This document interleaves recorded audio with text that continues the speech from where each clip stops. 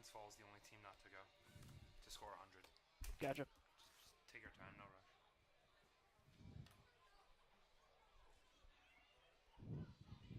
Fuck me, man.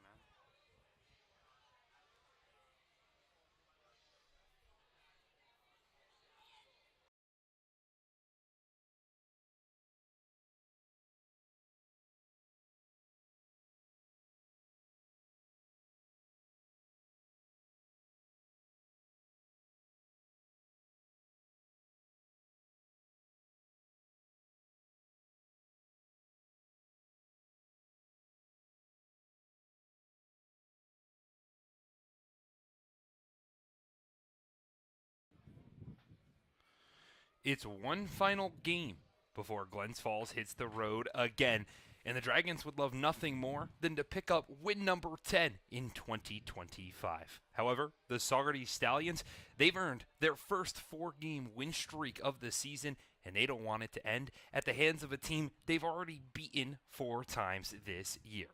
Welcome to East Field here in Glens Falls, New York.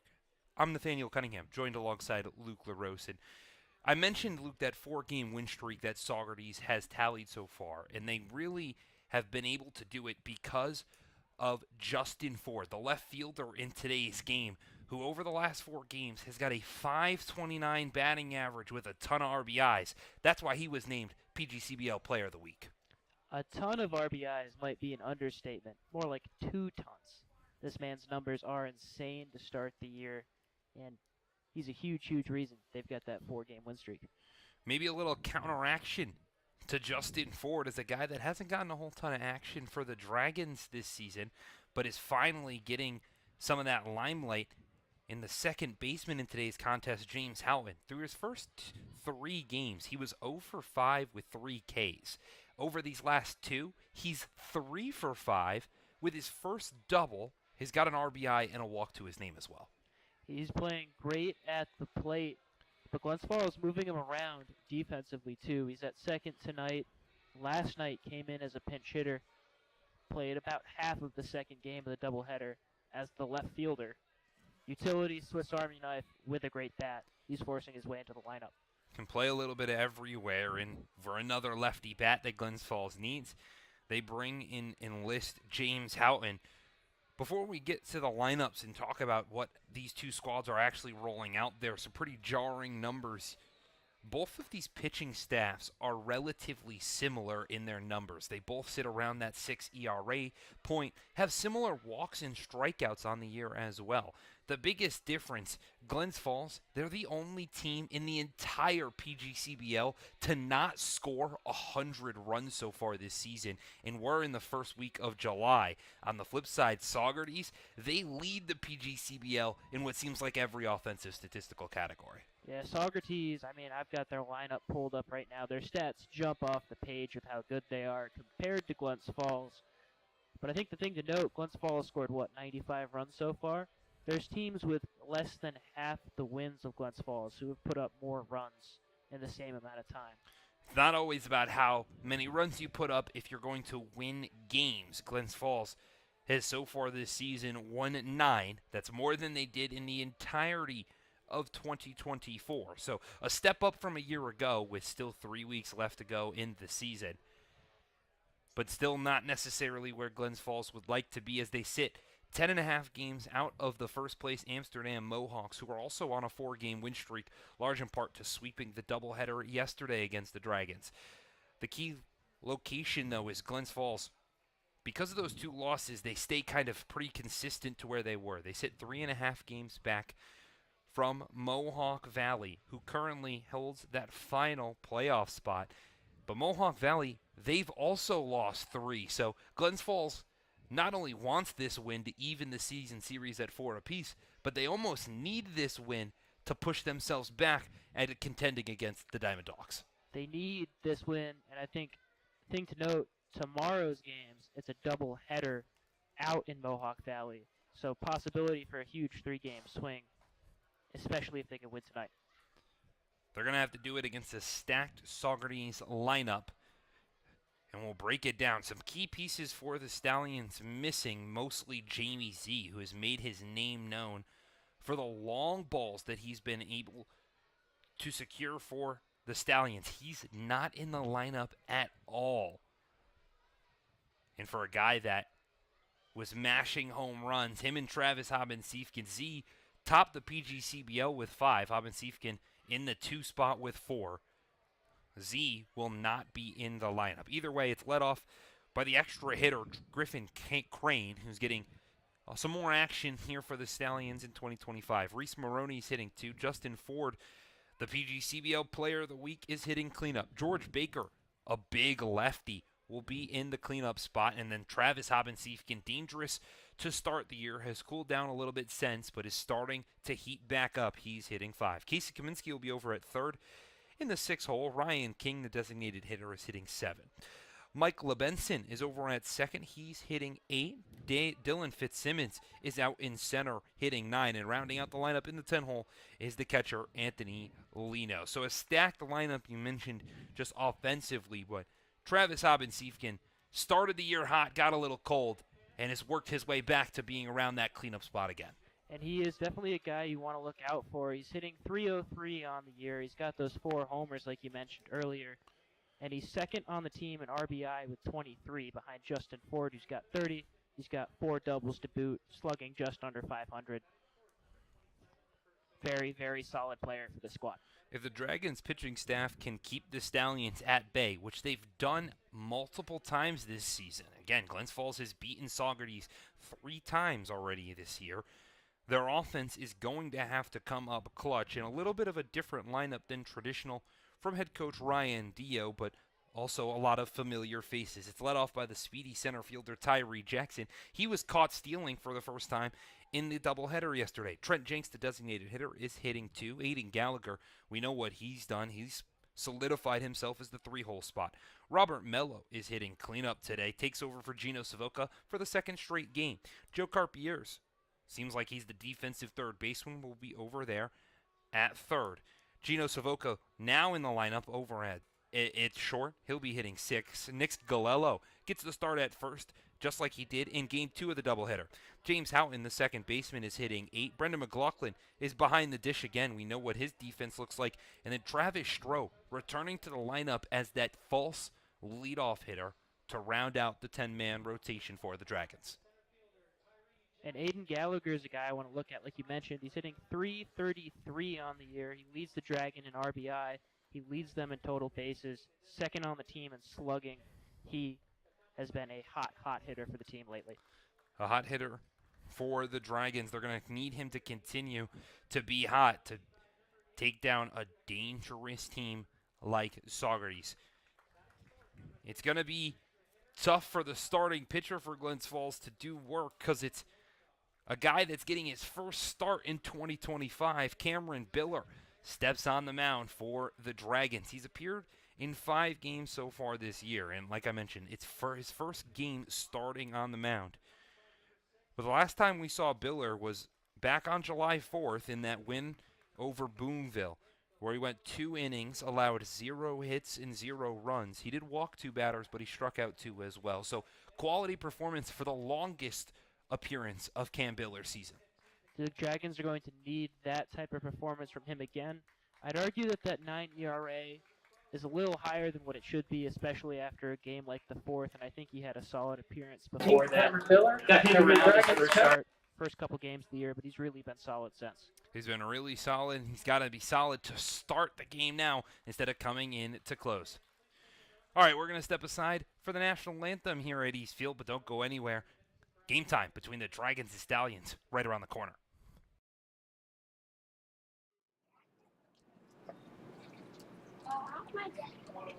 Say, can you see why the dawn's early light was so proudly we hailed like the twilight's last gleaming, whose white stripes and bright stars through the veil of dawn. For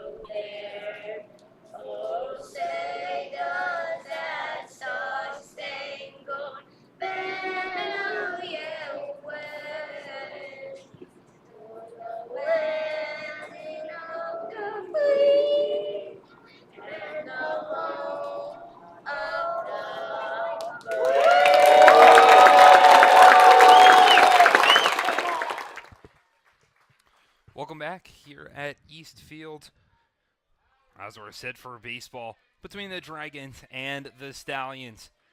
Glens Falls is going to continue to get warm in the infield and the outfield. We talked about everybody. The only person not mentioned was Saugerties starter Derek Constance. He'll have a tough task, especially since he hasn't pitched in nearly 2.5 weeks, nearly 3 weeks it's been since Derek Constance has stepped on the mound. And he has been pretty solid throughout his 4 outings here in 2025. He's got a 3.71 ERA and a 2-1 record across those 4 outings. And the last time he took the mound, it was against the Oneonta Outlaws in a 10-4 victory for the Stallions, where he went 5 innings, did give up 5 hits and 2 runs, but he struck out 2 and only walked 1. So Constance was solid on the mound for Saugerties. Glens Falls is going to have to try to hope that Constance has a little bit of rust to shake off, so be aggressive early. You might slip up. You're going to have to take advantage of that, especially facing a guy who hasn't played in over 3 weeks. But there is a guy, he is a guy that knows this Glens Falls team, you could argue, pretty well. Derek Constance got the start for the opening day game against the Dragons back on May 30th. That was the first appearance for anybody this season in the PGCBL. Back then he went 4 innings, gave up 5 hits, allowed 2 runs, 2 walks, and 3 strikeouts, but gave up that long ball to Cody Meyer. So a big kind of full circle moment for Constance. He returns to East Field to face the same team that he was pretty dominant against the first time out. Definitely, but still 3 weeks of rest. Going to see if that plays a factor, or he can maybe return to his dominant form like back on opening day. The Stallions definitely limited on their arms. A couple of players leaving the roster, like Luis Rodriguez, who was a center fielder, PGCBL Player of the Week back in Week 3, no longer with the team, and a couple other members just not on the staff anymore. So Saugerties is definitely trying to get any sort of action, as many innings out of their staff as they can. And Glens Falls can very much say the same thing, especially after a doubleheader yesterday, where they used quite a few pitchers, maybe a couple more than they wanted to. They used 5 in that second game, 3 in game 1. So running out of limited arms for the Dragons, who still have 2 more games tomorrow and then the day after. Yeah, I definitely think, especially game 2, they used 1 more arm than I think they were willing to use, which might have been a reaction from game 1 where they used 5. They had it set up where Xavier Garcia could hopefully go the whole way. He didn't have it last night. They had to sub him out to pitch the last couple innings, which is not ideal. Glens Falls probably a little short-staffed tonight. A little bit of a different lineup for the Dragons, throwing a couple of those guys that are trying to get hot in the bottom end. And now we've got a new pitcher, this first start of the season for Cameron Biller. He's set on the mound to welcome Griffin Crane to East Field. The first pitch is in there for strike 1, and we're underway.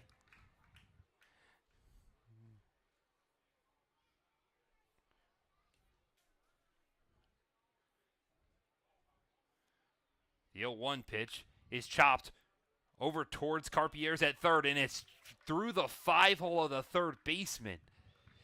So not how you want to start the day if you're Glens Falls. Goes down as a hit for Griffin Crane, who will happily take his way down to first base.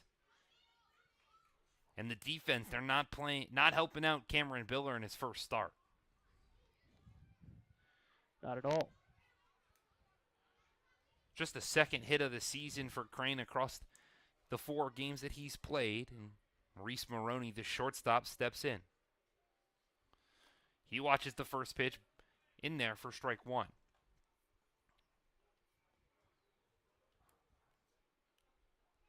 Maroney this season's got a .310 batting average with 4 doubles to his name. He's also got 15 walks this season as Biller quickly checks on Crane at first, but he gets back in there safely.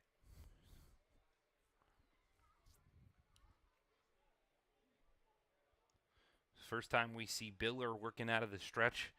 Didn't see much of it in the game against Boonville as the 0-1 pitch runs inside, and they're going to say it hit Maroney. So Biller looks confused. He thought the pitch just ran inside. Couple of reactions from the Dragons dugout, but now the first two batters reach safely, and there's 2 runners on with nobody out in the top of the first.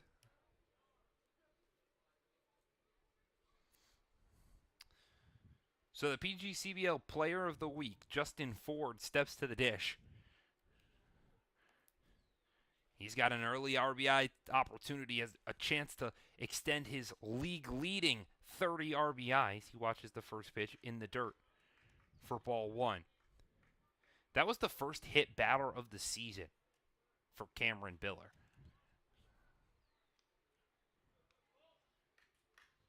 As the 1-0 runs inside, makes the count 2-0. Again, over this past week, Ford brought in 8 runs. He had 8 RBIs with 9 hits over 17 at-bats. He had 2 3-hit games and then followed it with two RBI games. Both runners are on the move. The throw from McLaughlin, not in time. So it was picked from Carpier's in front of the bag, who tried to apply the tag at Crane at third. Unsuccessful. So both runners will grab a stolen bag to their name. They advance into scoring position. It's runners on second and third in a 3-0 count. That's well too far outside. You can understand why Saugerties' offense has led to a 4-game win streak. And when I think you can understand Biller trying to pitch around him. Ford, probably really dangerous if he can square one up in the zone. 8 RBIs this week. So now it brings in the big first baseman, George Baker. Baker playing in just his 6th game this season. He's hitting .231. That's 3 for 13 as he takes a big first cut.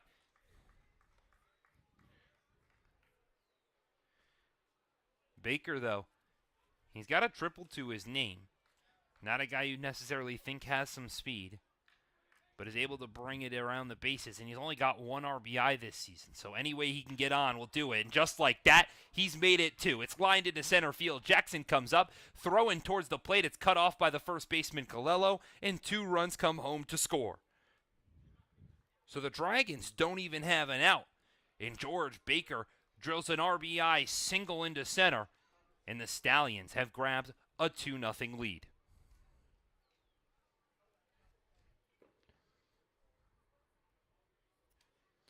This inning not going Biller's way at all. Just the walk.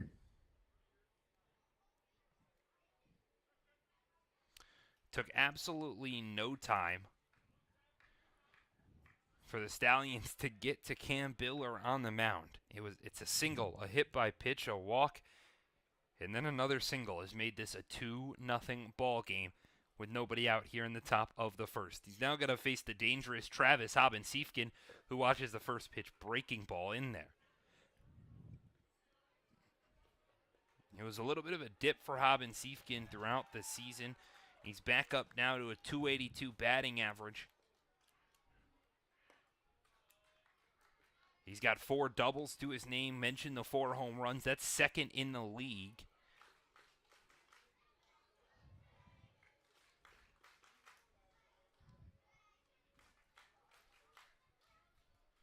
The 1-1 is swung on and missed. Hobbin-Siefken took a massive cut, fell out over in front of home plate. And now it's become a 1-2 count for Biller on the mound. He'll come set, take a long look at Ford at second. The pitch. This one's popped out to center field. Jackson goes back a couple steps, bring it in. Ford's going to tag towards third. The throw is cut off by Savoca at short, and no attempt at the advance. So the Stallions will now have runners on the corners with finally 1 out. And the third baseman, Casey Kaminsky, coming to the dish. Biller really needed this out, even though there's runners at the corners. If he doesn't get Hobbin-Siefken, this inning has the potential to just spiral away from him. So Kaminsky, who stands in, hitting .256 with 3 doubles and a triple as he weakly hits that over towards the second baseman, Howen. He fields it cleanly, just gets one at first, and Ford will come home to score. So it goes down as the 4-3 put out for Kaminsky, but he picks up an RBI in the process, and now the Stallions lead it 3-0 with 2 outs here in the top of the first.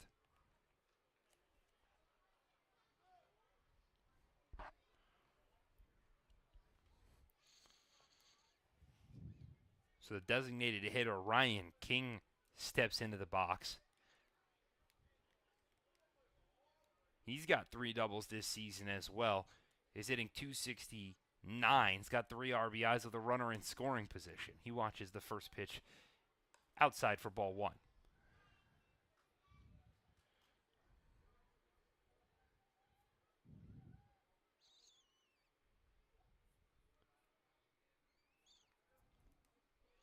The 1-0 runs inside, misses inside. Count will become 2-0. It's the 7th batter of this opening frame, as it's gotten all of a sudden dark here over East Field. The clouds, the weather following how this first inning has gone. The 2-0 is swung on and missed. Biller gets a good cut from the designated hitter.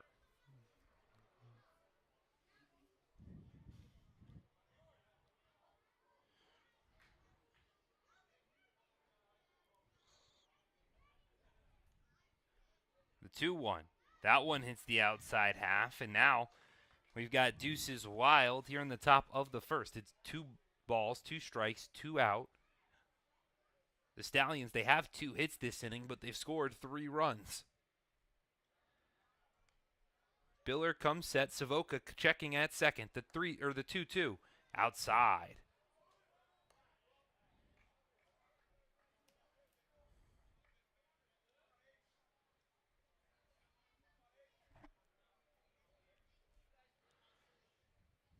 Biller in his first full count of the day.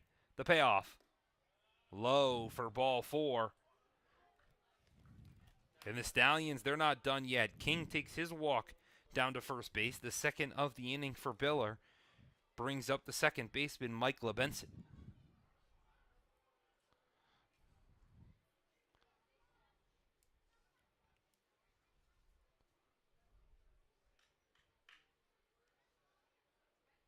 LeBenson made his debut with the Stallions just a couple of days ago in Cantine Field against this Dragon squad. And so far has been pretty solid. He's hit 2 for 4 over his first 2 games. He's got a double to his name already and an RBI.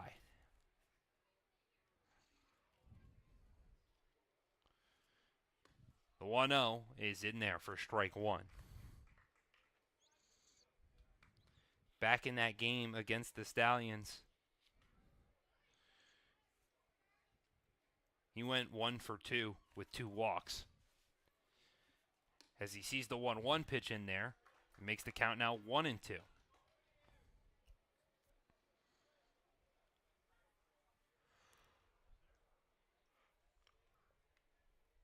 The pitch.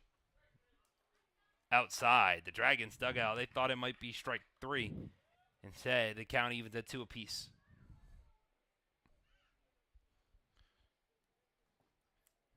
It's Baker who stands on second. King at first. The 2-2 is lined. Houghton, though, will grab it in shallow right field to stop the bleeding.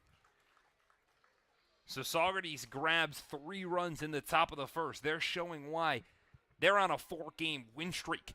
Can the Dragons respond?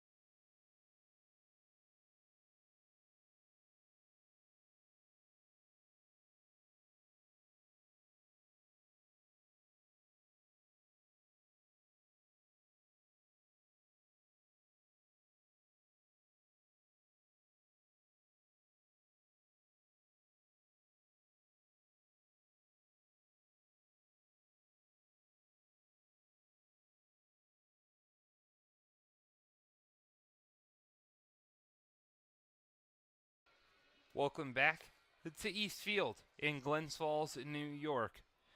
The Stallions have a 3-run lead over the Dragons as we enter the bottom of the first. It was 3 runs on 2 hits, no errors. 2 runners were left on. 2 walks for Cam Biller in the top of the first and a hit by pitch to his name is how we've ended in this early deficit for the Dragons.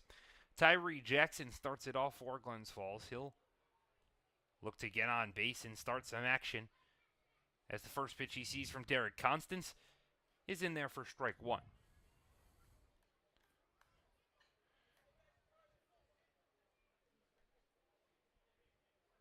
Jackson so far this season, he's got a .250 batting average, and he's aggressive as he lines out towards the second baseman, LeBenson. So Jackson, who's known to swing early and often, has some weak contact over towards LeBenson at second, and who brings it in for out number 1.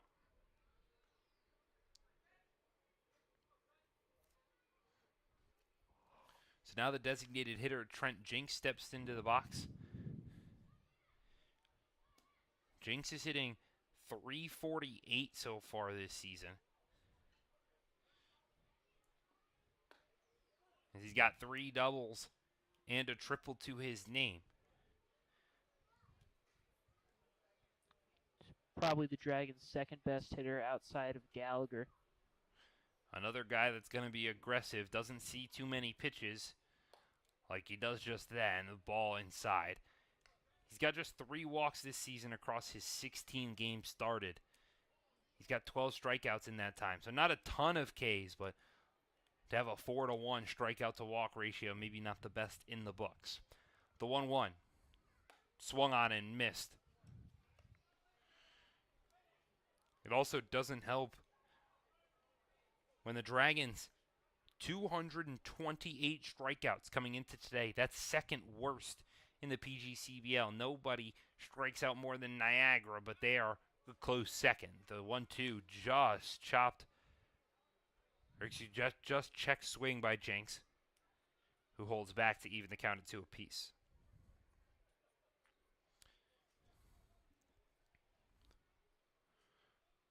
The 2-2 is fouled off to the right side. It'll get into the concourse along the Dragons' bullpen.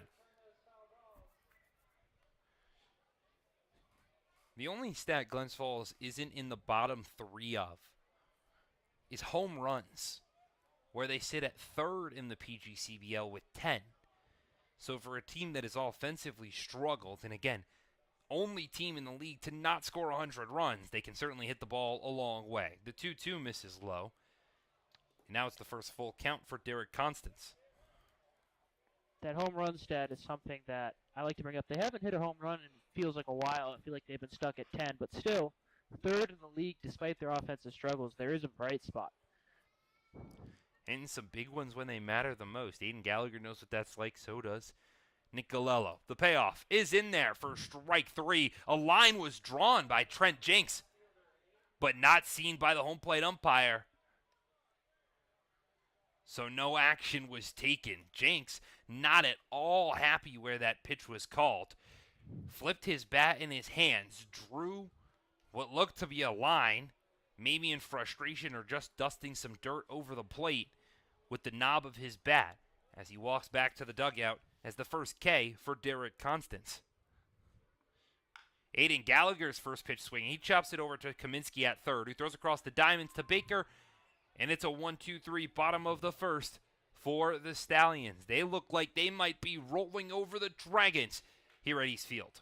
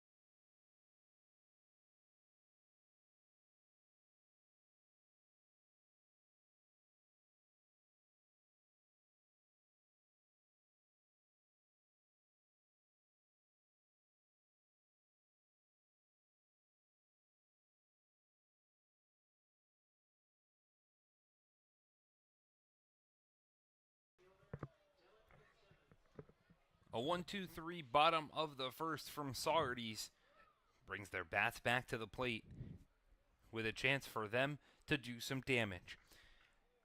It'll be 9, 10, and 1 to lead off this top of the second for the Stallions. Dylan Fitzsimmons, the center fielder, gets it started. The first pitch he sees, he fouls it off to the left-hand side and into the bleachers. Fitzsimmons, another newer member for the Stallions, getting just his 5th start this season. He's 3 for 15, but 2 of his 3 hits have been for doubles. So, seems like it's plug and play almost with batters that can join the Stallions and hit extra base hits. Speaking of extra base hits, the Stallions have the second most extra base hits with 63 in the entire PGCBL. They're second in doubles with 47, one behind first, and they're tied obviously with those home runs. 11 team homers this season. The 2-1 in there, evens the count at 2 apiece.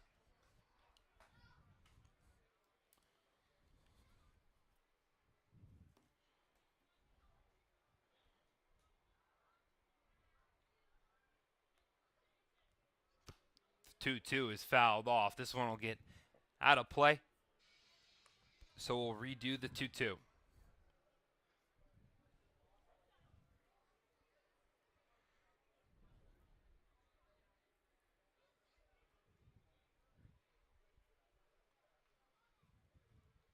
The 2-2 pitch. This one's lined out into deep right field. Back goes Stroh at the wall, and you can kiss it goodbye. Dylan Fitzsimmons adds his first home run of the year. It's a solo shot off the arm of Cam Biller, and the Stallions lead it 4-0 in the top of the first.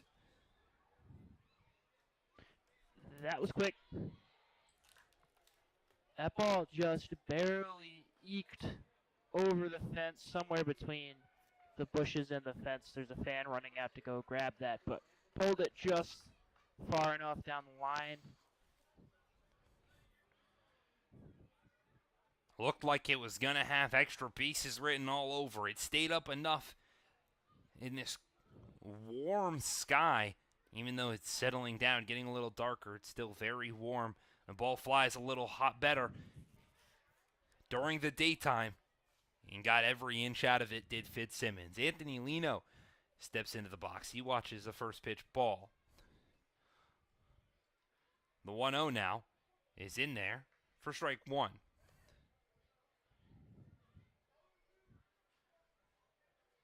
That's the first home run Biller has given up this season, so gives up his first hit by pitch, then gives up his first homer as Lino tries to check his swing, but he goes around. And Lino, seems like half the Saugerties lineup could say this. Another new member, just 2 for 12, is through his first 4 games, as the 1-2 drops in there for strike 3. Cam Biller picks up his first strikeout of the day. It's the first out here in the top of the second to turn the lineup over to Griffin Crane.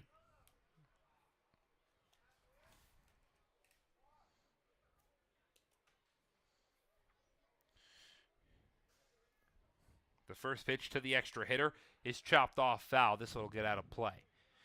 Crane reached via a single his first time up. Got the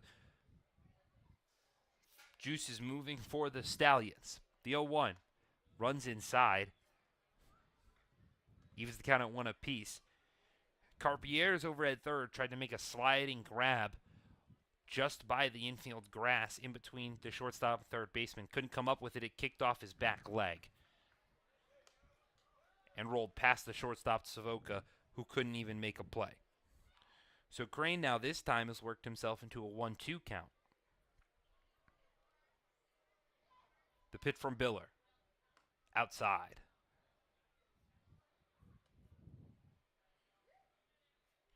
So the count evens at 2 apiece with 1 out here in the top of the second. The pitch from Biller. also outside. Count's going to be 3-2 now.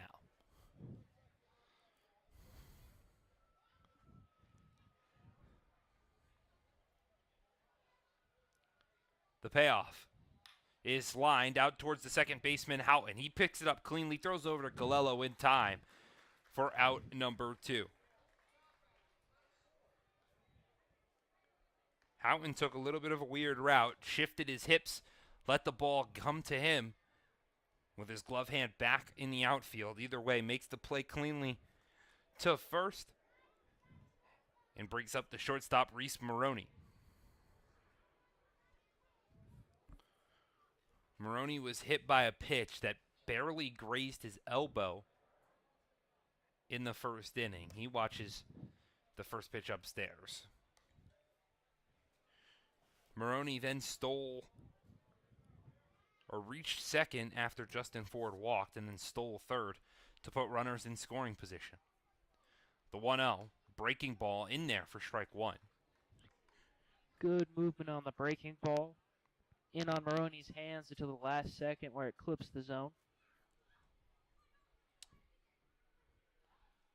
The 1-1 bounced in the dirt, gets away from McLaughlin behind the plate. We've seen that a couple times now as it's really starting to get a little darker here at East Field. It doesn't look like there's necessarily a whole ton of cloud action ahead or above East Field, but most certainly is some shifting out towards center. The 2-1 misses high and inside for ball 3.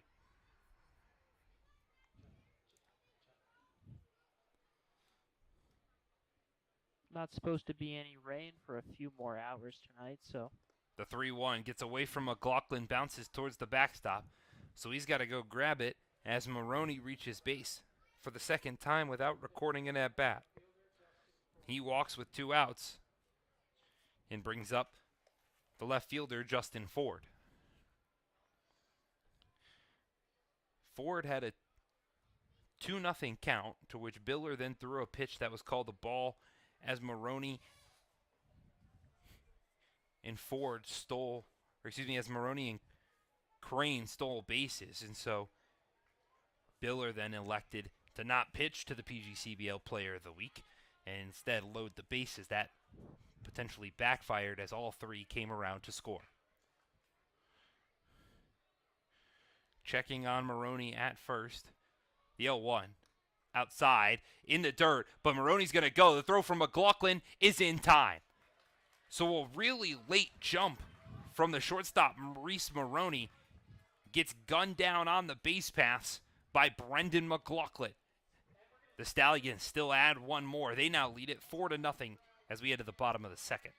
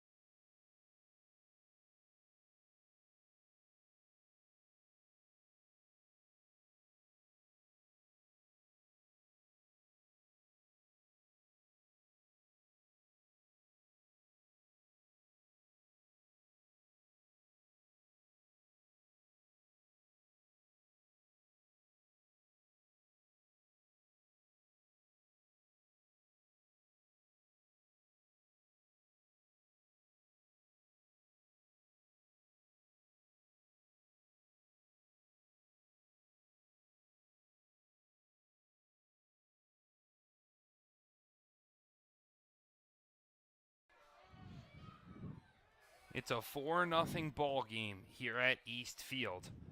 The lights turn on a little early At 7:30, with the clouds quickly covering way.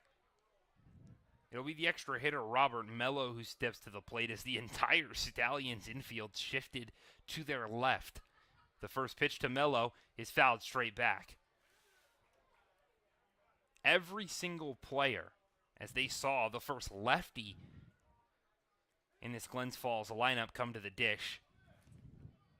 You saw the third baseman Kaminsky come in towards the grass. The shortstop Maroney shifted towards the bag, and then LeBenson went out towards shallow right, and then Baker took a couple of steps back. So everyone getting ready for the lefty to pull it down that right side, or maybe hit some weak contact to the left.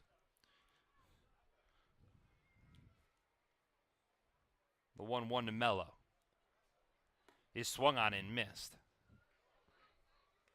Mello's got a fairly high average, so he doesn't have a tendency to pull.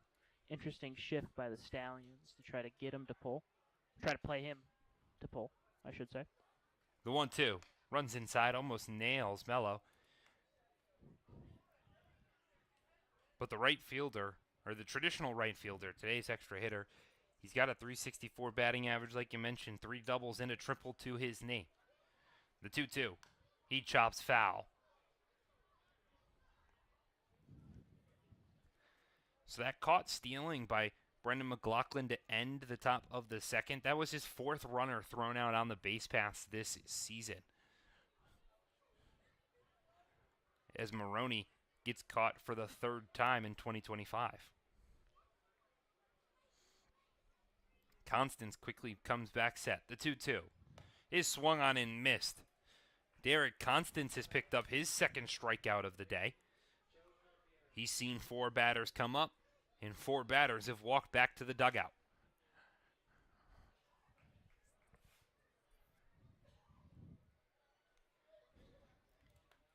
So the third baseman, Joe Carpier's, steps in. Carpier's hitting just .204 this year. One of those players with a long ball for the Dragons. The first pitch he sees takes a check swing, but it was called a strike either way. I don't know if you caught this, but on Carpier's way up, Mello stopped and gave him a little bit of a scouting report on Constance. Something we've seen this Dragons team do quite a bit. Share intel as much as they can, as Carpier's fouled that one out of play or over towards the Dragons concourse.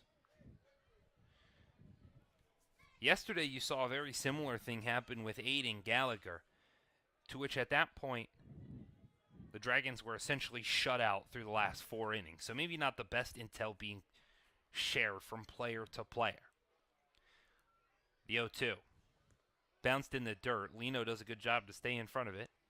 But it'll be interesting to see if maybe Mello saw something that the rest of the guys didn't notice. His left-handed view on things.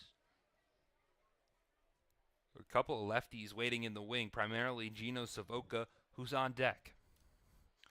The 1-2 is swung on and missed. It's back-to-back strikeouts for Constance in the bottom of the second.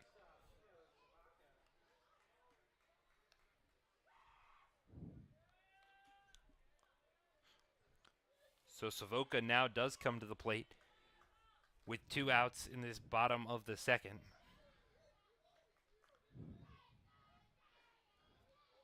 Savoca was consistently in that cleanup spot, even though he hits just 167 this season.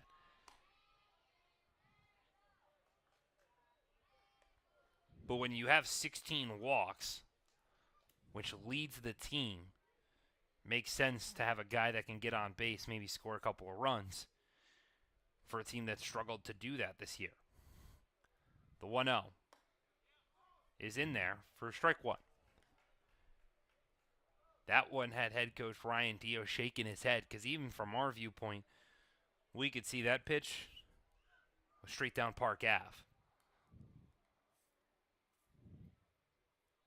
The 1-1 to Savoca is swung on and missed.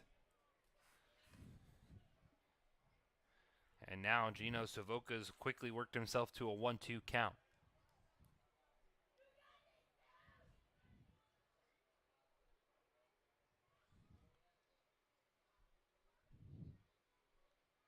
Home plate umpire asks Constance to step off the mound and reset.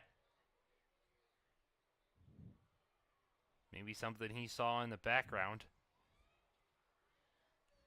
As the 1-2 is swung on and missed. Striking out the side is Derek Constance. It's been 6 up, 6 down for him to start today. He's kept it clean as we head to the top of the third.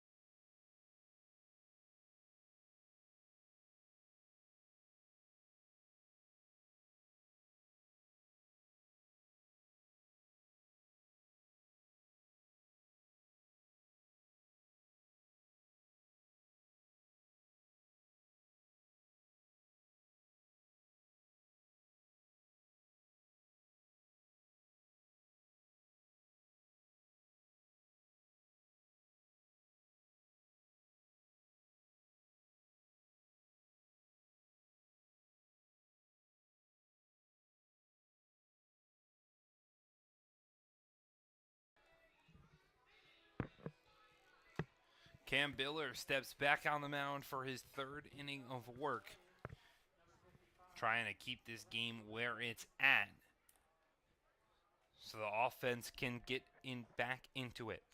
It's 3, 4, and 5 for the Stallions to start it off.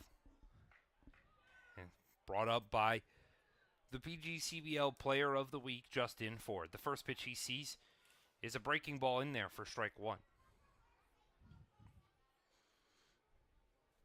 Ford drew a walk his first time up, would come around to score a couple batters later as he watches the 0-1 in there for strike 2.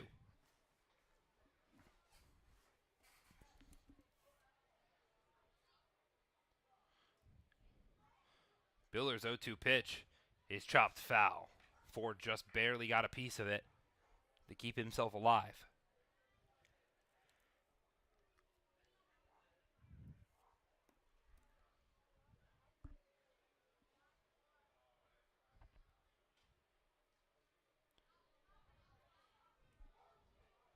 The 0-2. Chopped on the ground over towards the third baseman, Carpier's. He fields it cleanly, bounces it over to first, and gets past Galello. Ford will advance towards second. He slides in, and he's in there safely. So he'll reach on a single.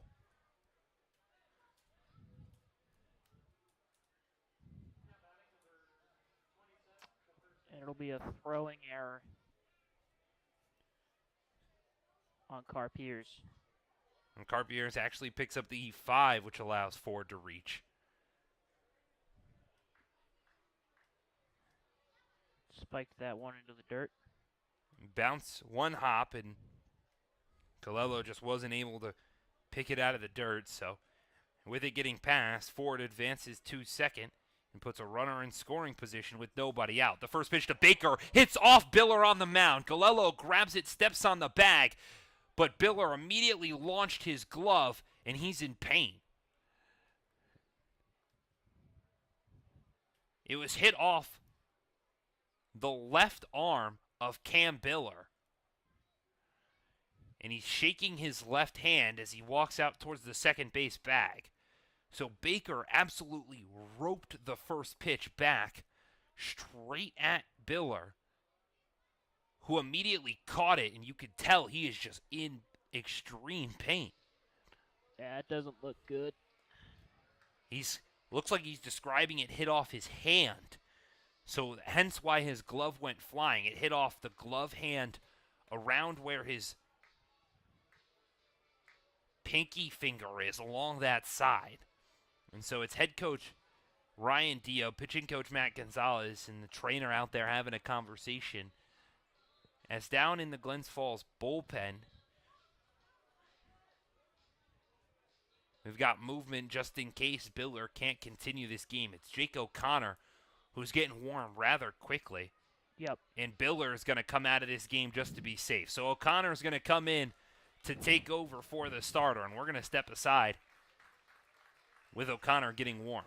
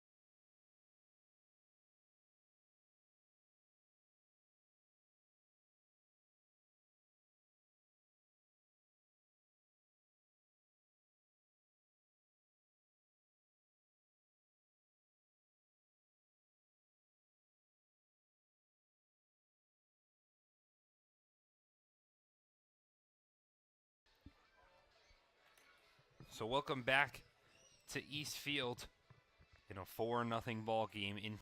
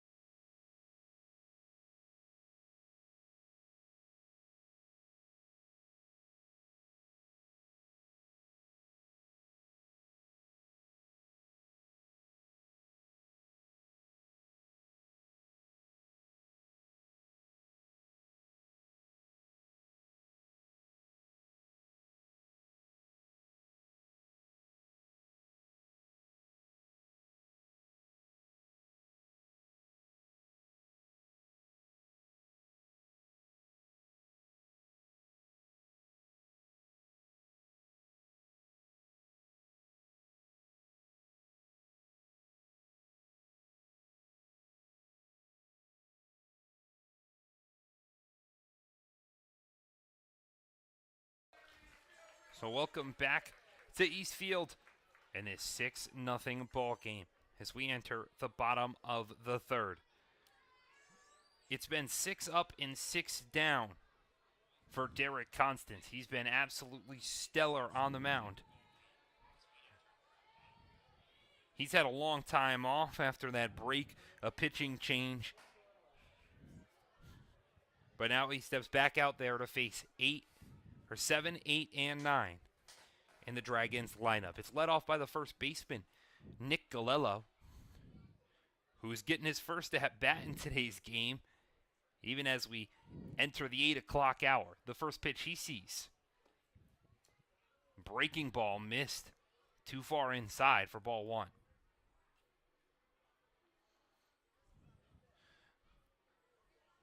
Galello this seating hitting 195 as he takes a big cut over the top of that changeup, which Constance just pulled the string on, and it seems like he's gotten every Dragons player swinging like that today. I was wondering if he was going to be rusty with 3 weeks off.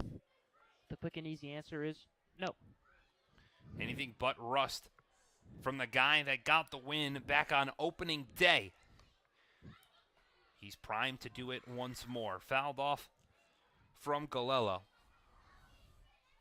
Makes it a 1-2 count for the first batter in the bottom of the third. Constance delivers. That one's fouled off again, so we'll redo the 1-2.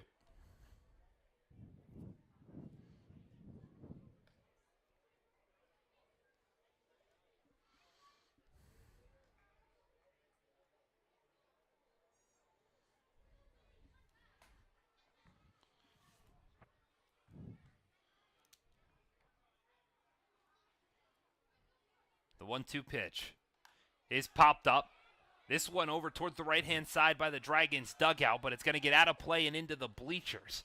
Fans covering their head, making sure not getting any extracurriculars damage, similar to how Biller was beat up after that comebacker from George Baker.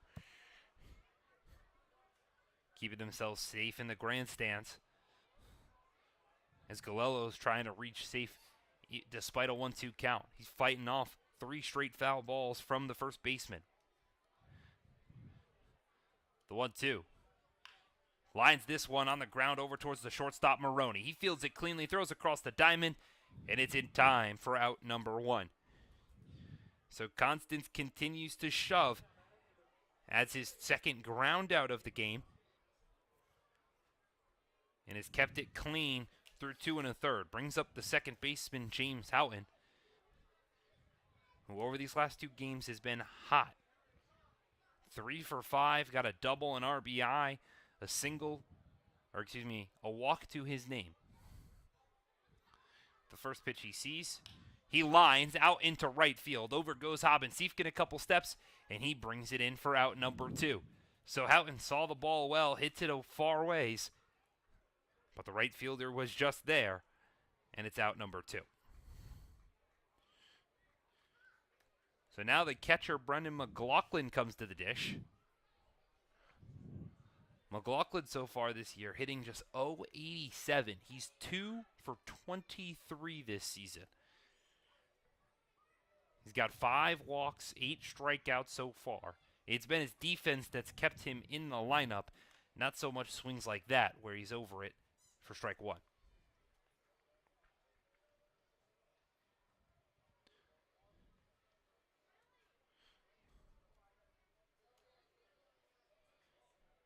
The 0-1 pitch. This one's lined out into left center field. Over goes Fitzsimmons. He's got to grab it on the run in the gap, and he does so with ease. Derek Constance has seen 9 batters come up.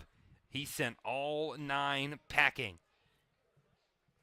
It's been cruise control for the Stallions as we head to the top of the 4th.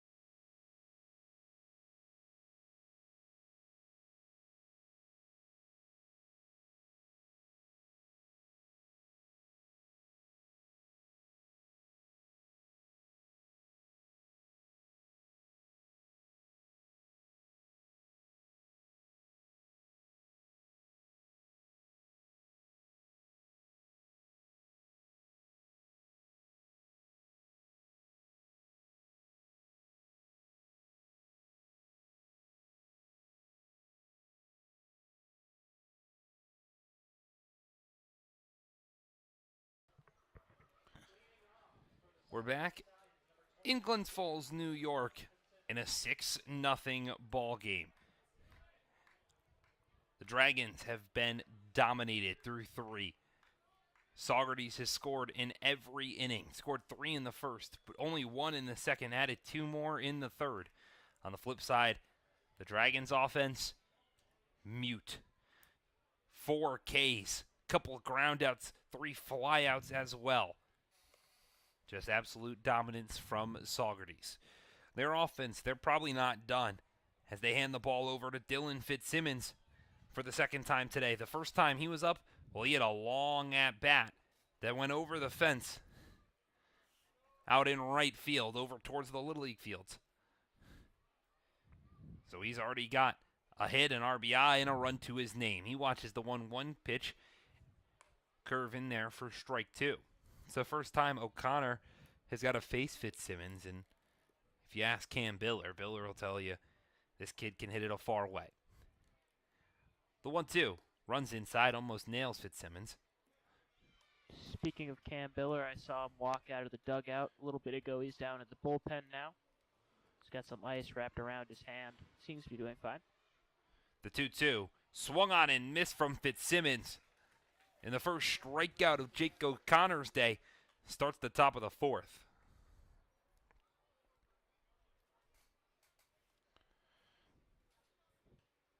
So the catcher, Anthony Lino, will now step in. He went down looking for the first strikeout of Cam Biller's afternoon.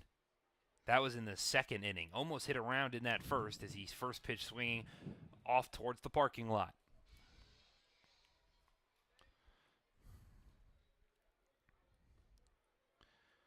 What's more impressive, Luke, I think, is that the Stallions have got 6 runs on just 5 hits today. They've capitalized on those walks, on the mistakes that Glens Falls has made. And that's something that the Dragons would like to do themselves. Yeah, except Saugerties has played a perfect game defensively as well as offensively. No mistakes to capitalize on when the other team doesn't make mistakes. The 0-2 outside. Wonder how much further Derek Constance is going to go. I mean, he looks stellar through the first 3 innings, and he still hasn't faced the entire Dragons lineup. So starting pitcher who was relatively perfect in the Mercy Rule win on opening day has looked stellar through his first 3 innings. Would love to get to that 5-inning marker to pick up a win. The 2-2 is outside, and O'Connor had Lino in an 0-2 count. Has struggled to find the zone since, and it's now sitting full. The payoff. Low for ball 4. So O'Connor will allow his first free pass of today's outing to put a runner on first with 1 out in the top of the 4th.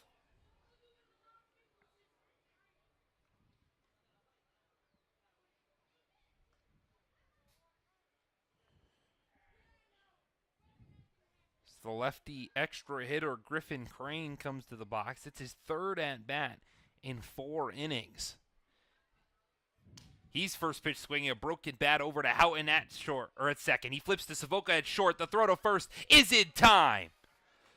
Glens Falls turns their 9th double play of the season, and they end the top of the 4th. It's the first inning. Saugerties doesn't score a run as it stays a 6-0 ball game.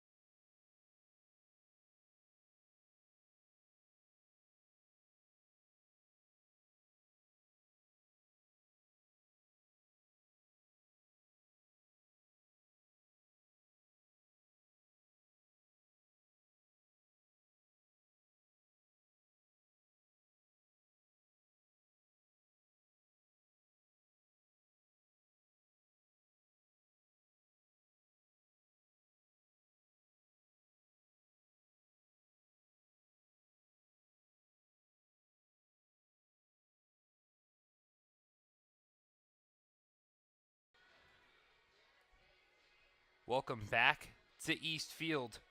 The new pitcher on the mound for the Stallions, a little surprising, will be Virgil Heath taking over for Derek Constance, who threw his 3 innings, gave up 0 hits, 0 runs, 0 walks, and struck out 4. Also a little bit of a defensive change for the Stallions.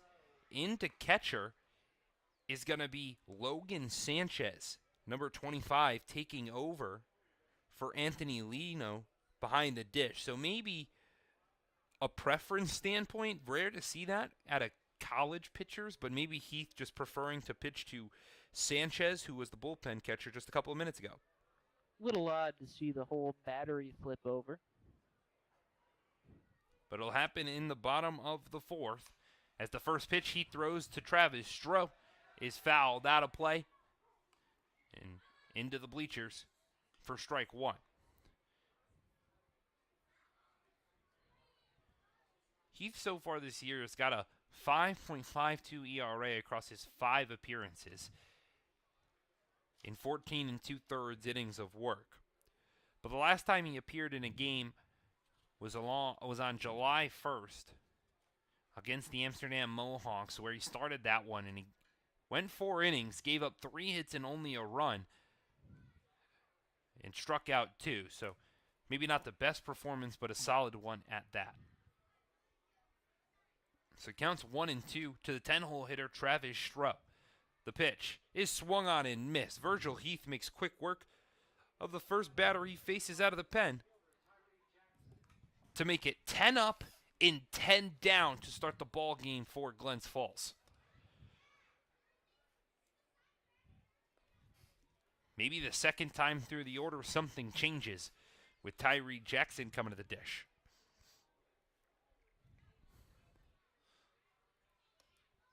The first pitch is a breaking ball in there. Jackson immediately just drops his shoulders, everything. He's a little confused. But he steps back in for the 0-1. The pitch. In there for strike 2. Heath attacking that outside half.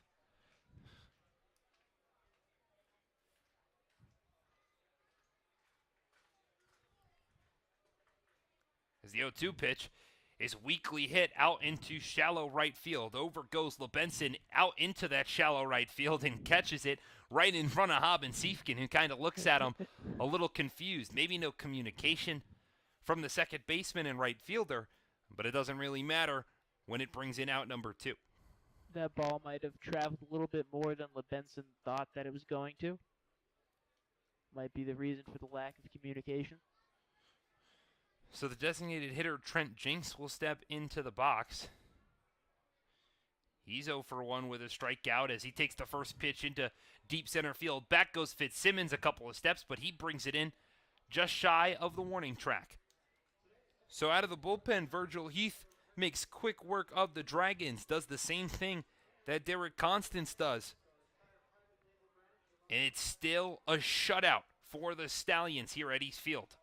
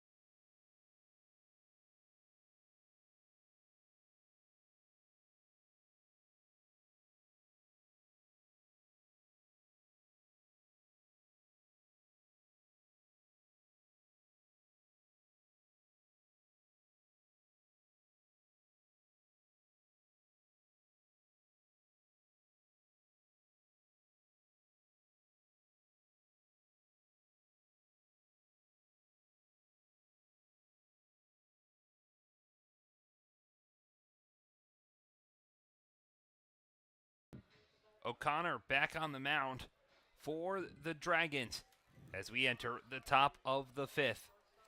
It's still a 6-0 game with Saugerties on top. Alongside Luke LaRose, I'm Nathaniel Cunningham. The top of the fourth was the first time today where the Saugerties has yet to score a run. O'Connor trying to repeat that in his first full inning of work. Gallagher comes in a long way to bring it in the gap. Jackson kind of had to stop what he was doing. He was there a lot earlier than Gallagher was, but held off because the left fielder called it, and rightfully so, brings it in for out number 1. So now the left fielder, Justin Ford, comes to the dish. He's 0 for 1 today. Reached via a walk and an error, and has scored both times.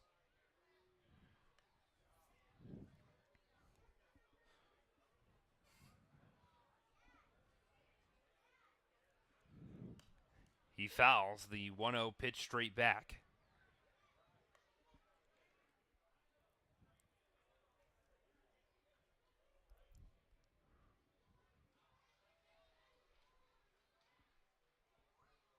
The 1-1 outside. Something O'Connor has been plagued with a little bit this season is just attacking the zone. Sometimes he leaves him way too far over the middle, and other times can't find it, as the 2-1 misses upstairs. He's really limited the walk and strikeout numbers. Got just 5 walks and 6 Ks across 11 2/3 innings. Prior to this, it's the 11 hits that he's allowed, as the 2-1 pitch to Ford is in there for strike 2. He thought it was ball 4 or ball 3.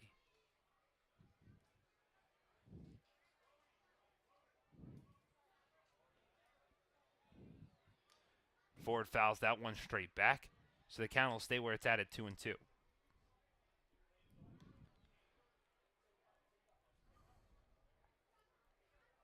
Really, since coming in for Biller in that third, it's been pretty solid for O'Connor here today. The 2-2 runs inside,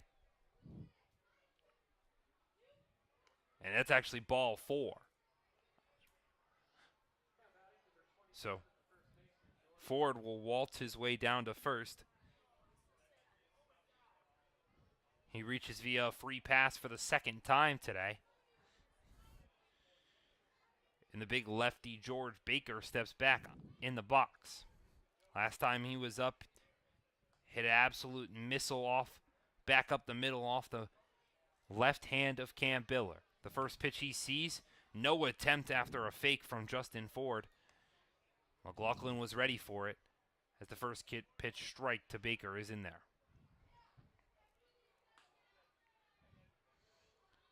So Ford taking a nice sizable lead at first.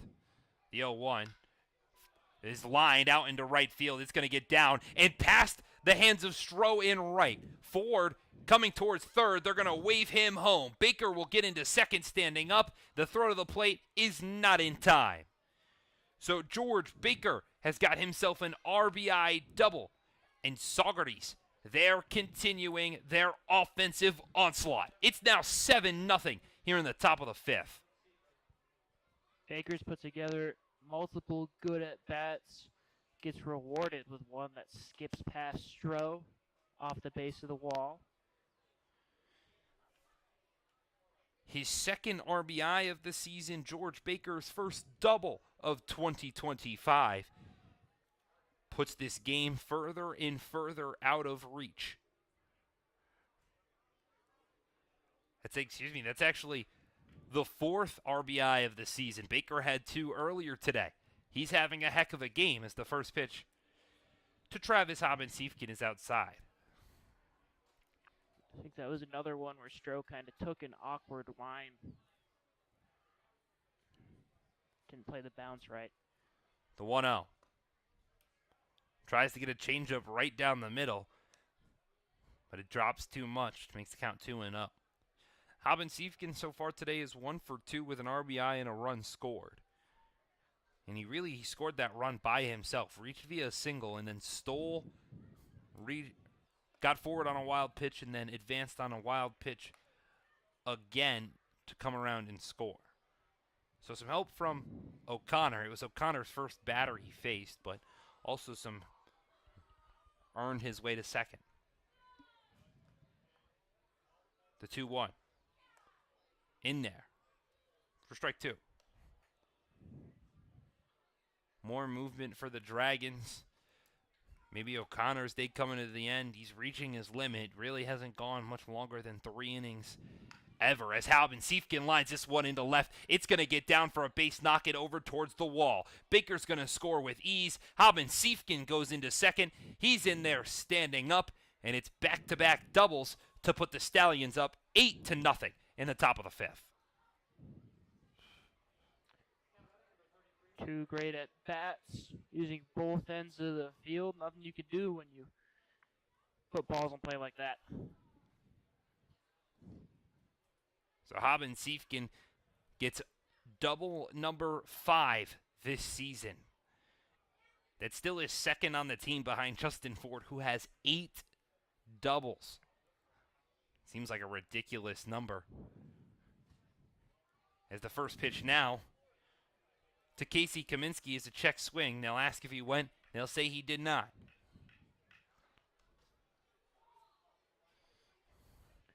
McLaughlin lost the ball underneath himself for a second. Thankfully, Halvin Siefkin didn't notice. The 1-0.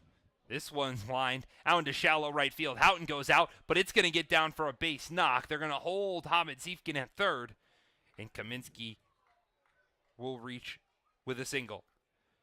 So a walk, a double, and a single have brought 2 runs home this inning and put runners on the corners with only 1 out.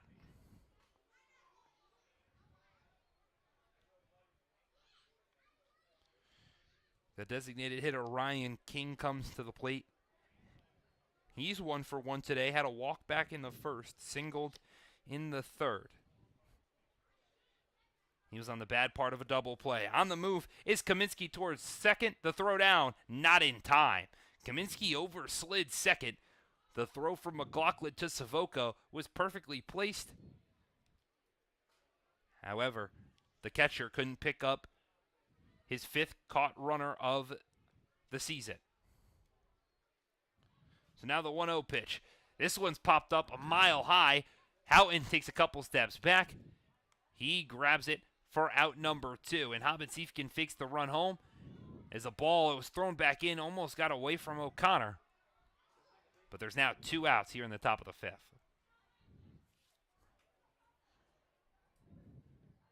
So Ryan King trying to be aggressive.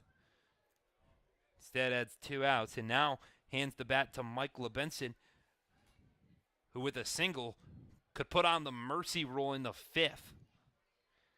The first pitch, he chops it foul weakly towards the Dragons' dugout.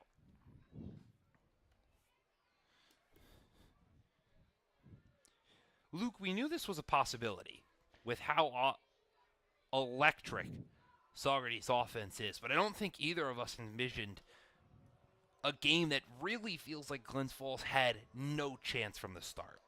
They had no chance from the start, and I get flashbacks to last night where after that first game against Amsterdam, all this life got sucked out of the team, and I can only imagine it's kind of carrying into tonight.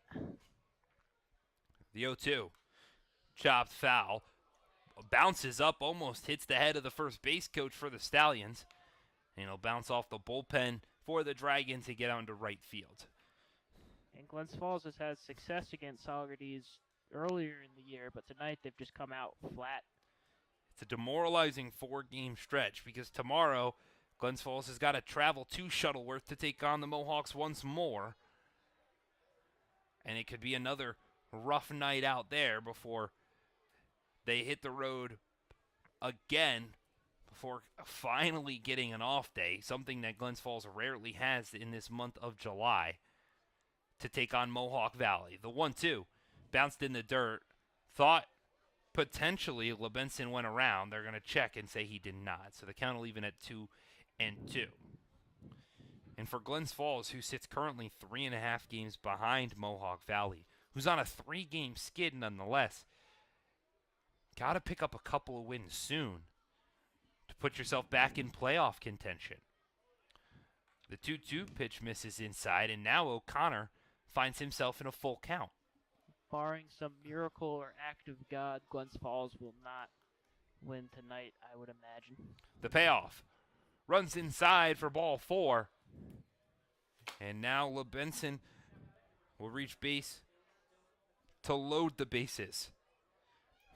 Then you bring up the dangerous hitter in Dylan Fitzsimmons, who his first time up had that long ball, crushed it out to right field on a line that's still a little earlier today, and it just got out of here in a hurry. The first pitch Fitzsimmons sees is bounced in the dirt, and O'Connor losing on the zone a little bit.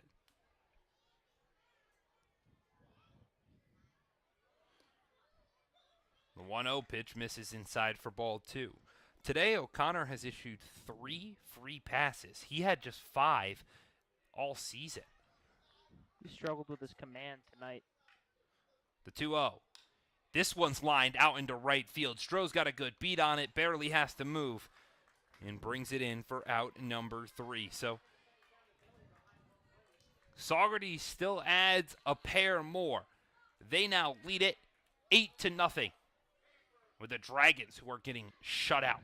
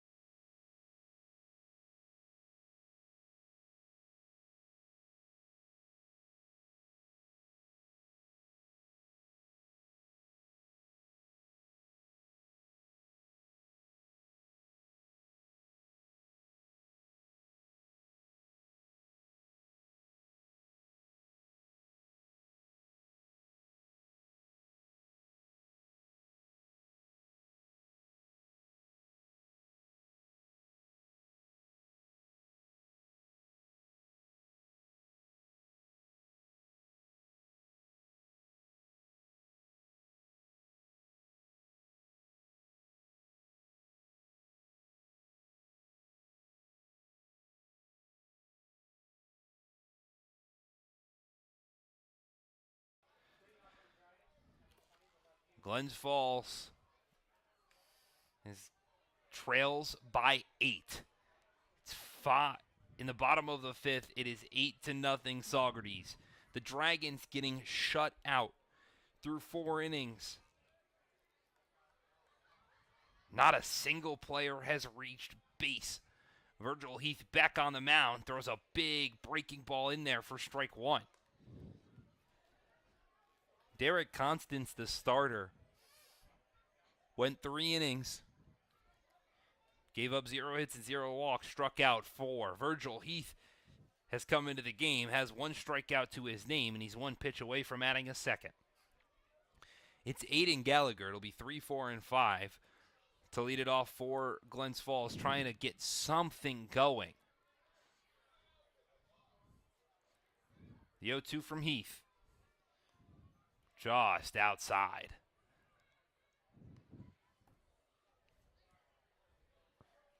Yeah, so far, none of these hitters have an answer for what Constance and Heath can throw. The 1-2. Runs inside and nails Gallagher. And now they're going to say it didn't. And all of a sudden, head coach Ryan Dio is out of the dugout. He's frustrated. So Robert Mello came to the bat because everybody saw it hit him. Gallagher knew it was hit. The entire fan section, even I think the Stallions dugout, understands that it was hit. And so now, home plate umpire is going to go ask for a review from the field ump. And if this isn't called a hit by pitch, you imagine, given how the day has gone, head coach Ryan Dio is not going to be entirely too happy, and instead they will.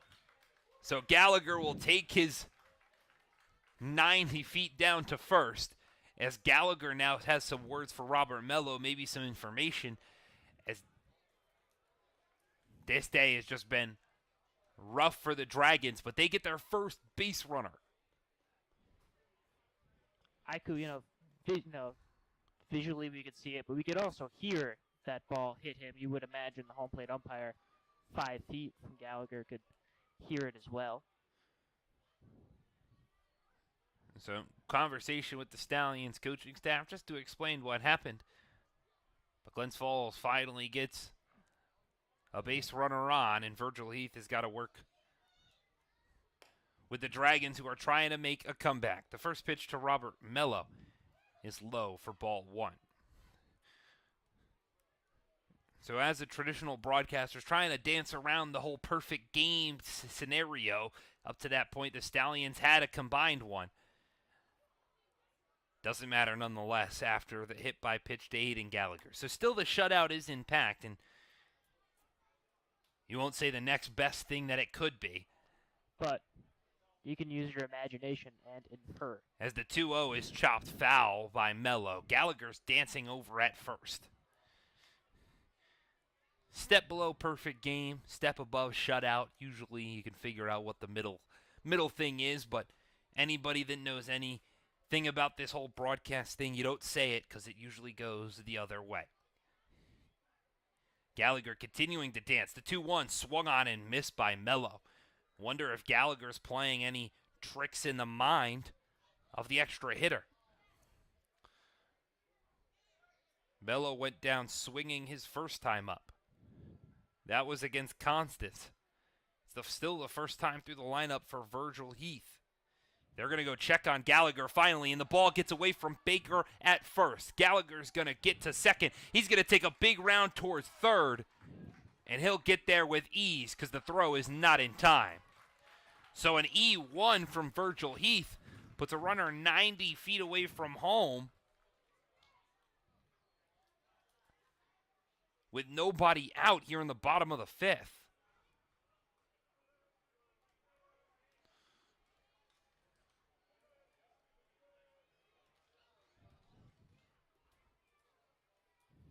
So a crucial error from the pitcher. As you got the Dragons 90 feet from their first run. The 2-2 is swung on and missed. Heath picks up his second strikeout of the day and picks up out number one in the bottom of the fifth. That ball maybe slightly outside the zone. Didn't matter. Mello chased anyways. So the third baseman, Joe Carpier's, will step into the box. He went down swinging his first time up.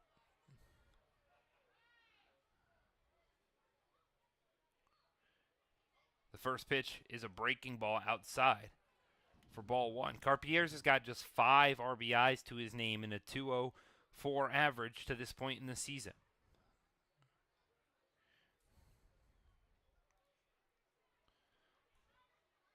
The 1-0 is chopped on the ground over towards Maroney. He'll throw over to first to get the lead runner as a split from Baker.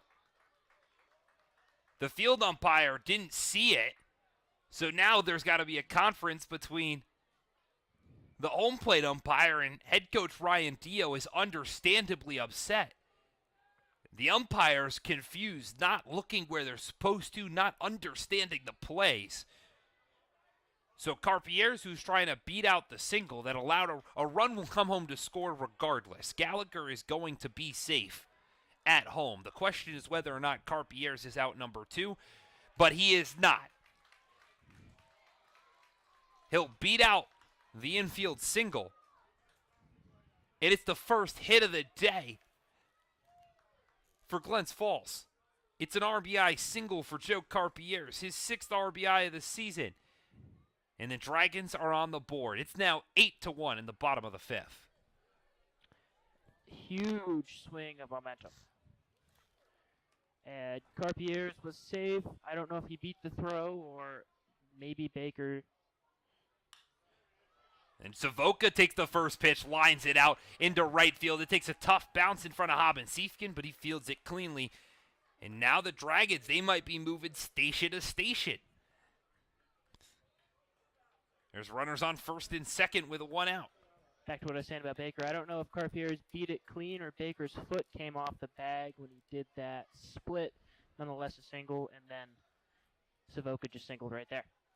Maroney looked over at Gallagher to see if he was coming home, took a hesitation, then threw over to Baker. Baker didn't have to make that play where he dove out and split. But on the splits where he went down, his foot did come off the bag. As the first pitch now to Galello is chopped, it's bounced by Maroney. The throw, there is no throw.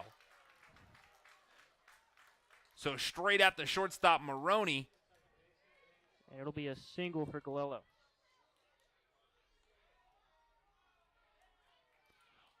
The bases are loaded for the Dragons with one out here in the bottom of the fifth.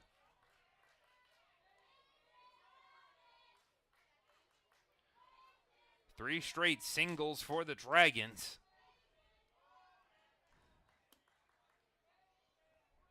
Bring up the lefty, James Houghton. He, first pitch, takes a half-hearted swing around for strike one. Houghton's the hot bat in the team as of late. 3 for 5 with a double. Yesterday came in as a pinch hitter in game 2. Went 1 for 2 with a single.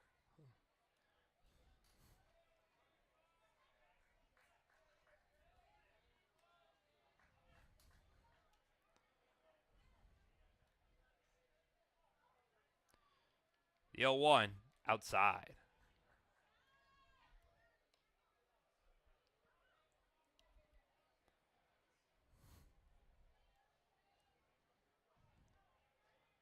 Houghton so far flew out to right on the first pitch he saw, his last at bat. Great contact. It was just right at the right fielder, Hobbin-Siefken. The 1-1. Breaking ball misses outside. The new catcher, Logan Sanchez, can't corral it. And now all of a sudden he'll go have a conversation with the reliever. So the bases are loaded for Glens Falls. It's Carpier's at third, Savoca at second, Galello stands at first.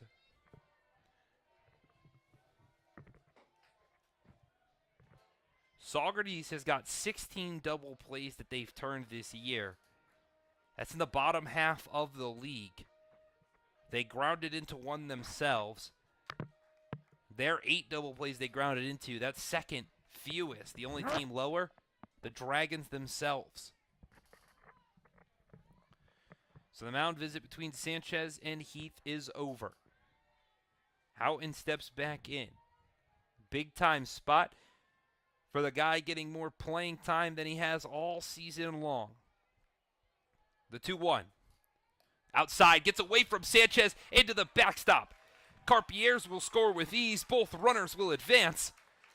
And the Dragons add another. It's now an 8-2 game here in the bottom of the fifth.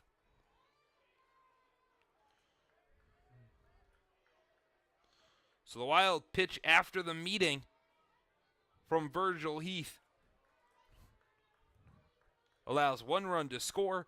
It moves Savoca over to third. Galello stands at second. It's now a 3-1 count to James Houghton. The pitch is lined out of play.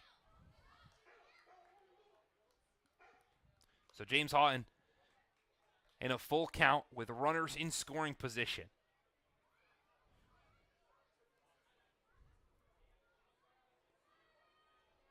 Houghton's got just one RBI this season. It came on July 4th. The payoff is chopped on the ground along the first base line, but foul. So the runners will go back and we'll redo the 3-2.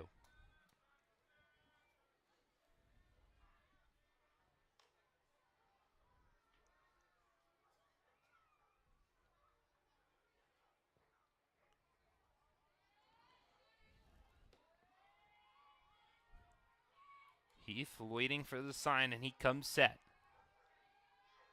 The 3-2 pitch is drilled out towards the second baseman, LeBenson. He'll go over to first to get the force out as Savoca scores for the third run to come across this inning. Glens Falls is chipping away at this deficit. It's now only 5 with 2 outs in the bottom of the 5th. So it goes down as a 4-3 put out.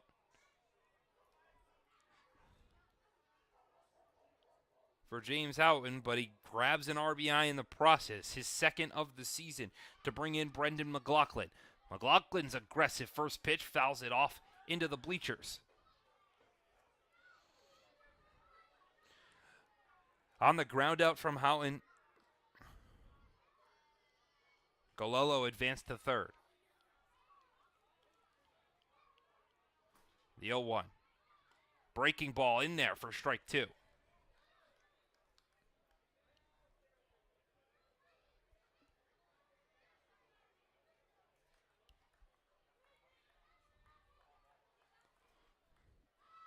The 0-2. Another breaking ball, this one too far outside.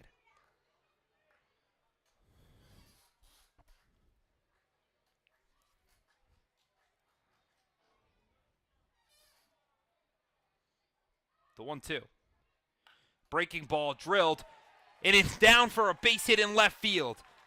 In to score is Golello, and McLaughlin's going towards second. The throw beats him, but it's offline.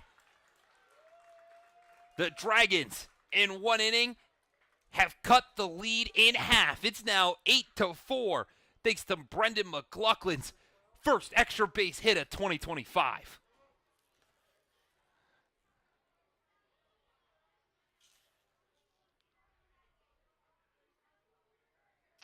Couldn't have come at a better time for that one. Splits the lead in half from where they entered this inning. So now Travis Stroh, the right fielder, will step in. He went down swinging his last time up. That was back in the 4th. He was the first batter that Virgil Heath faced. He watches that ball bounce in the dirt. So an inning to forget if you're Virgil Heath for a Stallions offense that exploded for 8 runs. Looked like they were going to dominate this game. The Dragons, after being shut out through the first 4, have completely flipped the switch. The 1-0. Breaking ball in there for strike 1. Interestingly, hasn't thrown a lot of pitches in this inning despite giving up 4 runs. Sitting right at 30 for the game over the last 2, threw about 10 last time. It's about 20 pitches. The 1-1. Breaking ball missed. Looked like it was a good one. Not good enough, and Stroh has got a 2-1 count.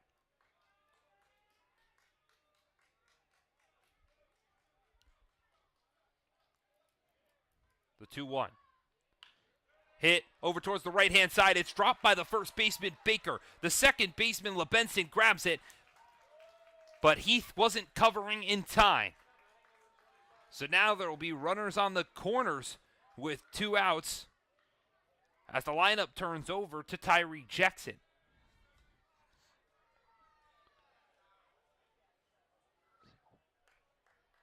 It goes down as a base knock for Travis Stroh. He picks up his first hit of the day. And now Tyree Jackson, the uber-aggressive leadoff hitter, has got a chance to add to the total. A runner 90 feet from home. He's got speed on first as well. The first pitch. This one's lined out to center field. Fitzsimmons goes over towards his right and brings it in for out number 3. So the Dragons get 4 runs. We've got a brand new ball game here at East Field because it's 8-4 as we head to the top of the 6th.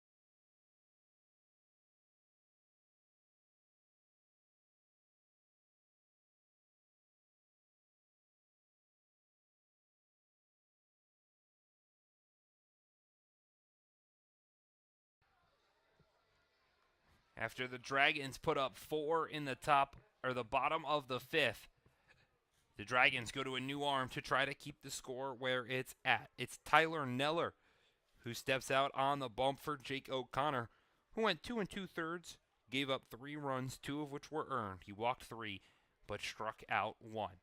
Neller has got the tough task of keeping this Saugerties lineup at bay, something they have not done at all today.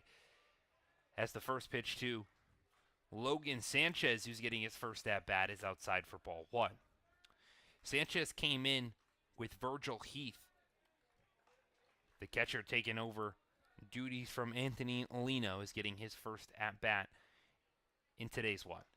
He takes a half-hearted swing at the 1-0, and say he went around for strike 1.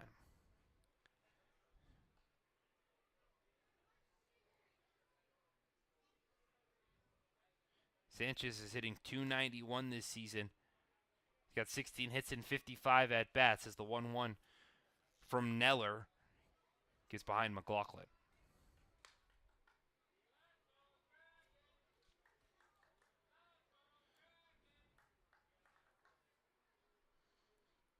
Neller's getting his 3rd game this season as that one's fouled off straight back. He's only pitched 3 1/3, where he's given up 6 hits, 4 runs, all of which have been earned. He's walked 4 and struck out 3. The 2-2 is in there for strike 3. Tyler Neller comes out of the bullpen. Takes him just one batter to get the first strikeout here in the top of the 6th.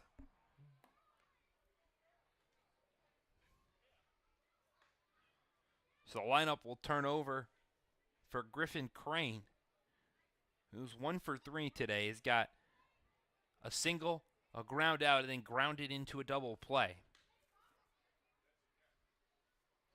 The first pitch he sees is outside.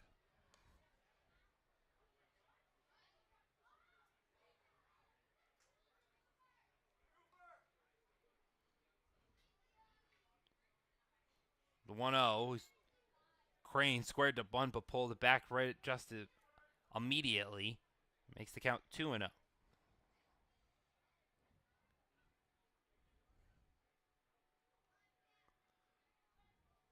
The 2-0. Well upstairs. And Neller has made it an early 3-0 count to the leadoff hitter, Crane.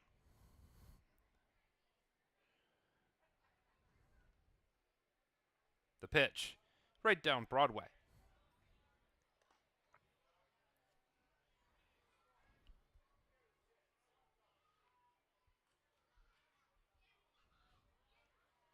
The 3-1, also right down Broadway. And Neller goes from 3-0 to 3-2. The payoff, just outside. Neller did good work to fight back, but instead elicits his first free pass of the day to put a runner on first with 1 out.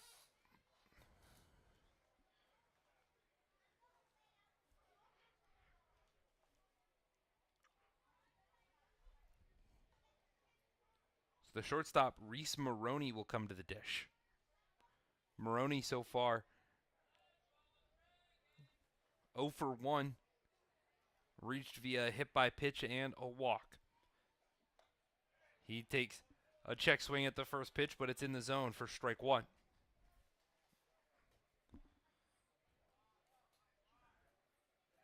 Crane's got a good lead off of first. It's Galello holding him on. He's on the move.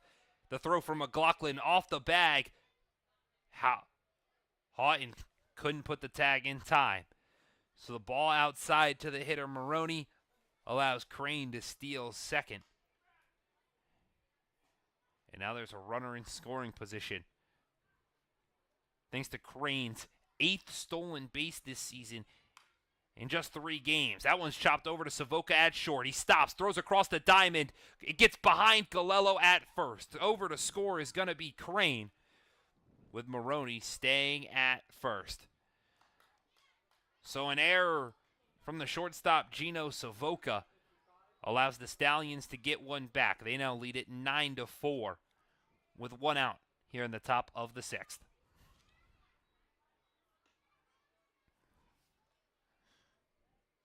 Not a great throw at all. Another one just spiked in the dirt tonight. Tough play from Savoca, who is going towards the bag to come back to his natural position, stop, and then throw across his body. Bounced it towards Galello, and it just got by the first baseman. Big swing from the left fielder, Justin Ford, who chose to swing what looked like with just his backhand, and now he signals over towards the dugout like he wants a new bat or maybe some pine tar, something to grab a little bit more grip of the bat. So there he gets that stick to apply some extra stuff to his hands, his batting gloves, and the bat itself, and flips it back to George Baker, who's in the on-deck circle. So after the Dragons score 4 in the bottom of the 5th, Saugerties is quick to respond with one more of their own. Make the lead 5 runs once again. The 0-1 pitch bounced in the dirt, keeps it in front. Does McLaughlin. Evens the count at 1 apiece.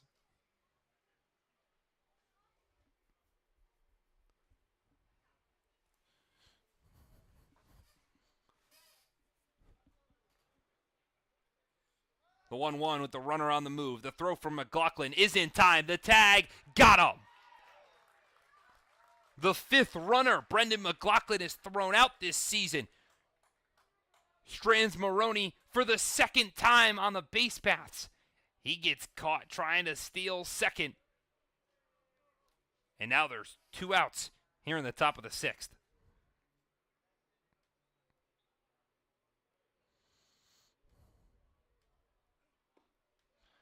And now the 2-1 pitch from Neller is swung on to make deuces wild here to Justin Ford. It's 2 balls, 2 strikes, 2 outs. The pitch. Inside. You heard Jake O'Connor as soon as that ball was caught. Hear him up here in our broadcast booth say, nice pitch. Home plate umpire did not think so. That one definitely inside. The payoff from Neller. Outside. Everybody on the diamond thought it was strike 3. Instead, it's a free pass.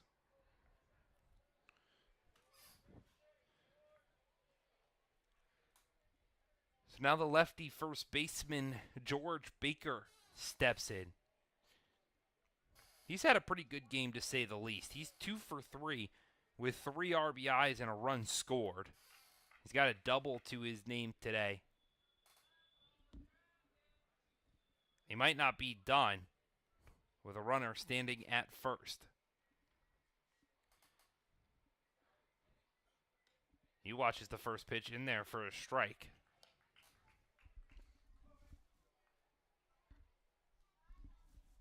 With how this game is going, Baker will probably get another at-bat or 2. As he takes the 0-1 pitch, pops it out to straightaway center field. Jackson curves and actually grabs it in the left center field gap for out number 3. So Neller keeps it, or gives up 1 run in the top of the 6th. The Dragons try to get it back as we head to the bottom half.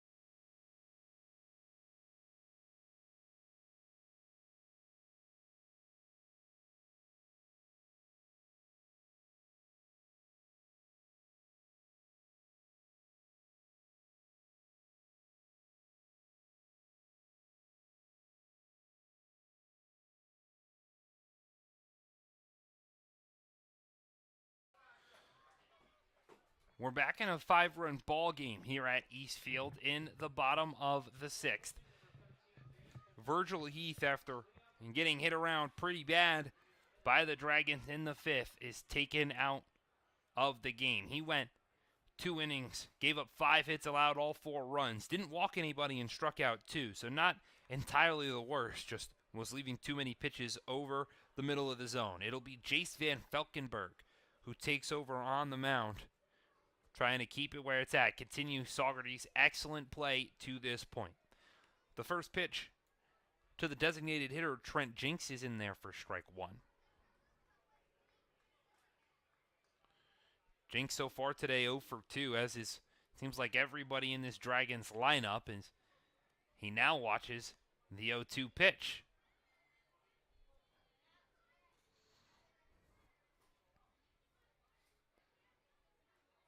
Van Valkenburg's got a 3.27 ERA. This is 10th appearance of the year as Stroh hits that one weakly out towards the shortstop Maroney. Grabs it, throws on the spin, and it's in time. Reese Maroney grabbed the ball in stride towards center field. Had to spin around and delivered a strike to Baker at first for out number 1 here in the bottom of the 6th. Great play. So in steps the left fielder, Aiden Gallagher. He's first pitch swinging. That one will get foul.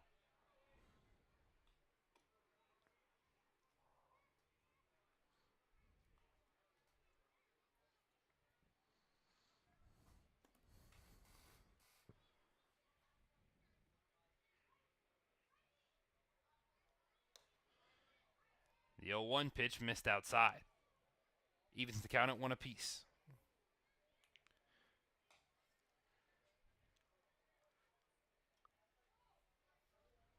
Across Van Valkenburg's 9 appearances at this point, he's got 22 innings of work. So a guy that comes out of the bullpen to throw a lot. He's the most experienced arm for Saugerties this season. He's given up just 8 earned runs. As the 2-1 is thrown over the head of Gallagher and straight to the backstop.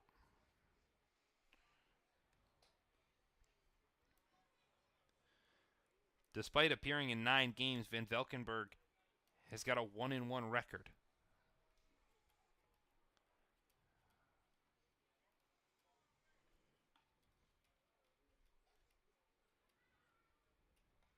The 3-1 is popped up out into shallow right field. In comes Hobbin. Siefkin, who makes the play, stops just in front of the second baseman, LeBenson, for out number 2.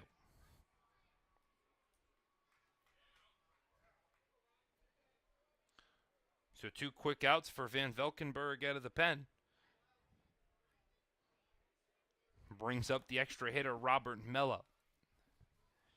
Mello's 0 for 2 with 2 swinging strikeouts today. He watches the first pitch in the zone. It looked like we might be cruising here at Eastfield. Game time was sitting close as we entered the 5th, and then that big 5th from the Dragons has pushed it to already 9 o'clock. We still got a third of this game left to play.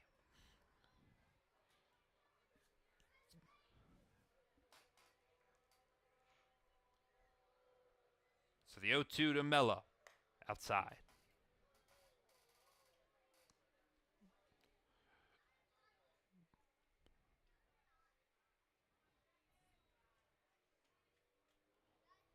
The 1-2, too far outside. Van Valkenburg's really just trying to nail that outside corner. Has yet to find some success today.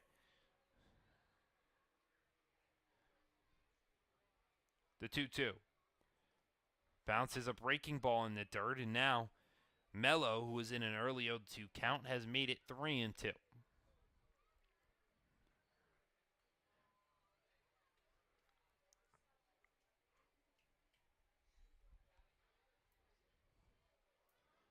The payoff is outside for ball 4. So Mello will take the 2-out walk down to first to bring up Joe Carpieres.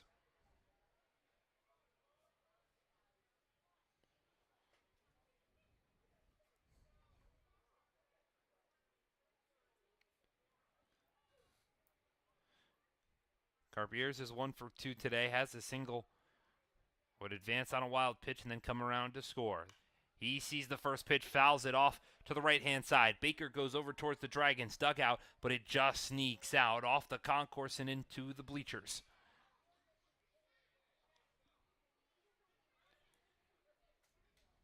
Fans maybe thinning out around East Field. Still a nice crowd out here, but we've got some fans out in right center field that are climbing the football bleachers above the Army National Guard sign. All along the fence, getting a view from the outfield looking in. The 1-0, excuse me, the 0-1 is outside to even the count at 1 apiece.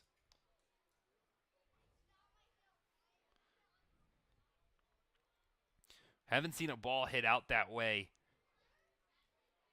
this season, even though Jackson Mueller hit one to straightaway center. That one's hit out towards that right center field gap, but Haben-Siefken will go to his right a little bit and bring it in for out number 3. So Van Valkenburg gives up a 2-out walk, but it doesn't matter. As we head to the top of the 7th, we're in the final third, and Saugerties still is in front, 9-4.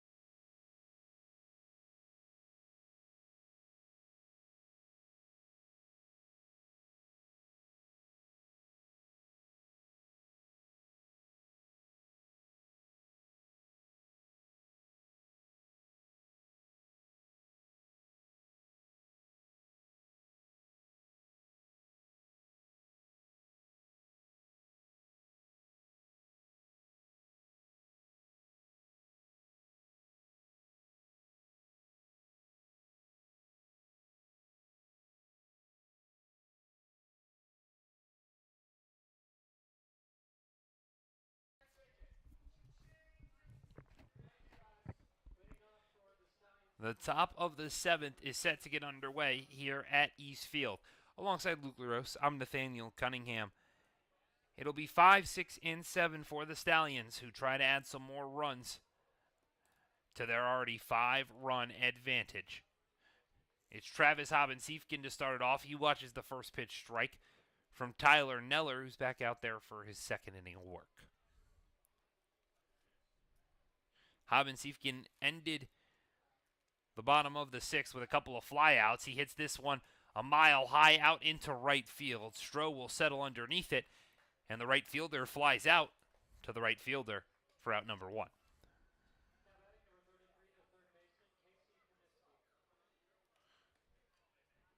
So Casey Kaminsky comes to the dish. He's 1 for 3 today. Had a single back in the 5th, otherwise grounded out and flew out. First pitch he sees is outside for ball 1.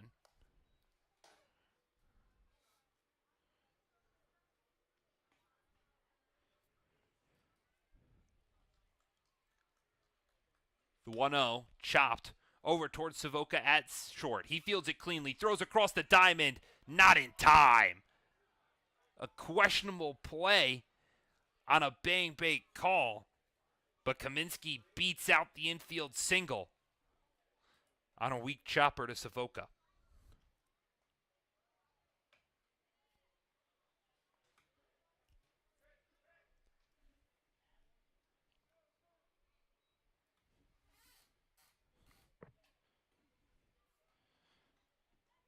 So Kaminsky will stand over at first with the designated hitter Ryan King coming to the plate. He's 1 for 2 with a single to his name today.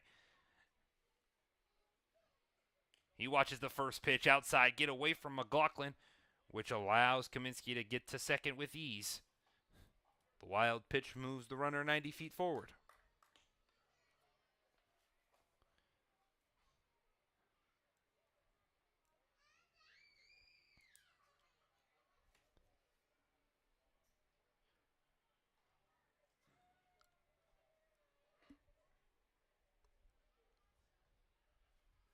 So King now has a runner in scoring position. Prime opportunity for him to add an RBI to his total today. The 1-0 bounces in the dirt.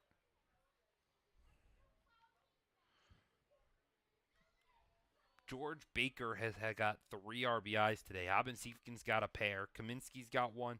And then Dylan Fitzsimmons has one on his solo shot.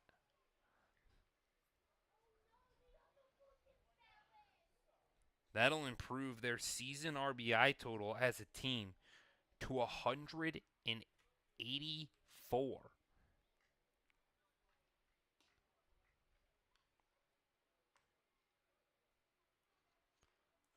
The 2-0 bounced in the dirt. That 184 RBIs, that's second most in the PGCBL. The only team that's ahead of them is the Amsterdam Mohawks, who after today they won't be, as it's been a 4-pitch walk to King, who goes down to first. Amsterdam had 181 RBIs. The 7 that Saugerties has will jump the Mohawks for that sole spot atop the PGCBL in the run batted in category. All right, it looks like Tyler Neller's day has come to an end after that 4-pitch free pass, so we'll step aside for a couple minutes with the new pitcher warming up.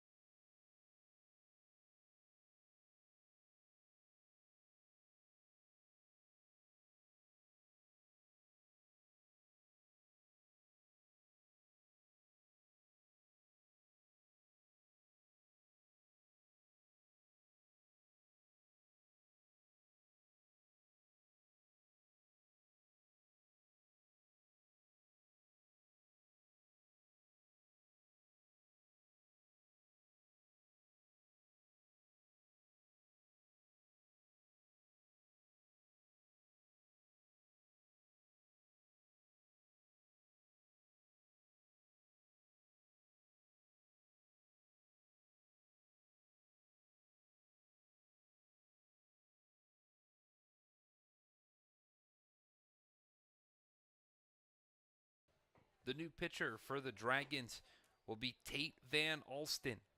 He ends the day of Tyler Neller after just an inning and a third where he gave up 1 hit, walked 3, and struck out 1. He technically allowed no runs to score, even though one did, or had 1 run come home to score. It isn't earned.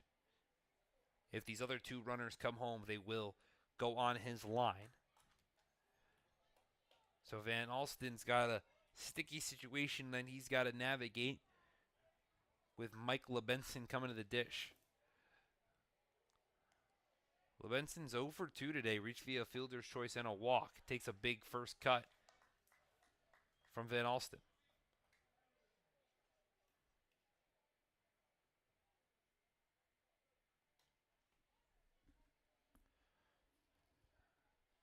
The 0-1. Runs inside, and it hits off the back of LeBenson. It looked like it might have hit off his bat, but instead it goes off the back of the second baseman. So the bases become loaded now for the center fielder, Dylan Fitzsimmons. Going back to Neller, they pulled him after he spiked 4 balls in the dirt. It's the first hit batter of the day, or of the year, for Tate Van Alsten.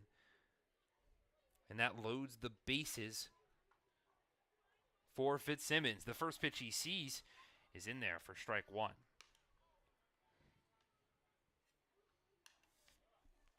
Fitzsimmons homered his first at-bat. Since then, he struck out and flew out to right. The 0-1 outside. McLaughlin tried to frame it on the corner. Was unsuccessful.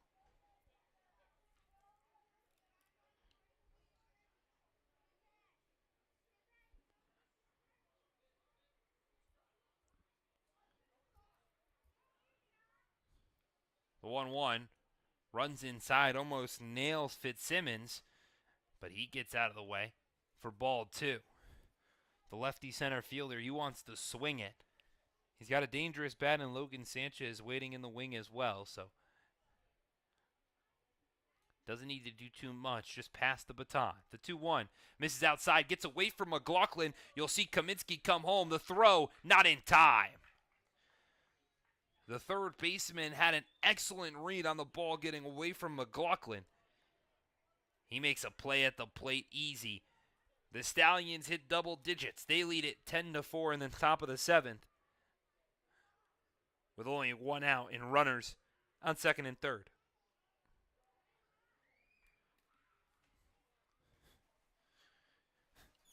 Pitch bouncing in the dirt makes it a 3-1 count to Fitzsimmons, who watches ball 4 outside.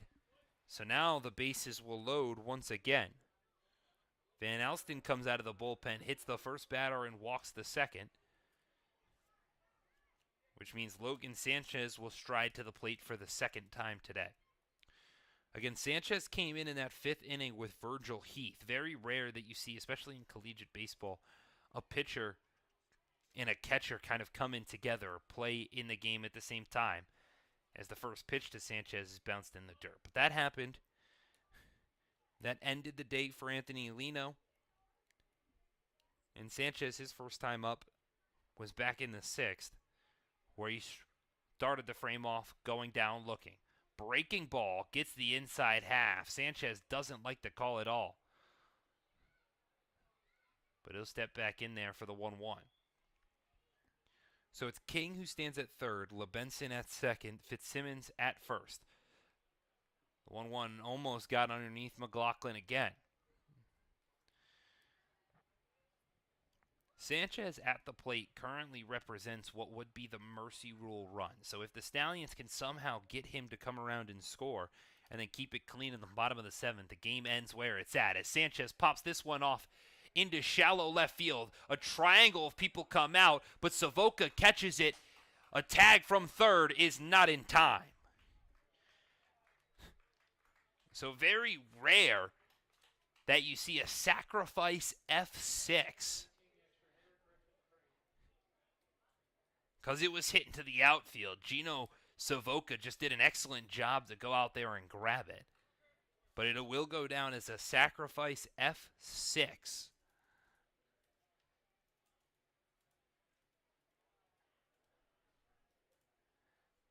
Sanchez picks up the RBI, the first of his day, as now the lineup turns over to Griffin Crane. Saugerties, they lead it now 11-4, and Crane represents that mercy rule run.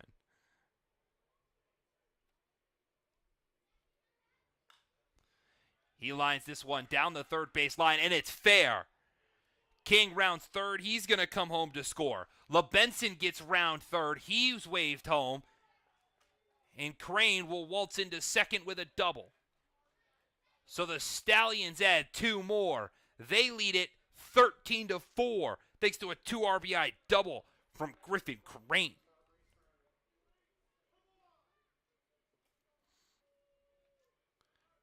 Talk about having a good day. He's now 2 for 4 with 2 RBIs. 2 runs have come home to score as well.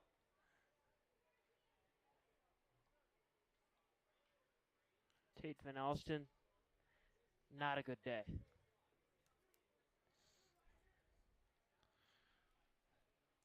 So now, standing at second is that mercy rule run. It's Reese Maroney, the 2-hole hitter, who watches the first pitch strike.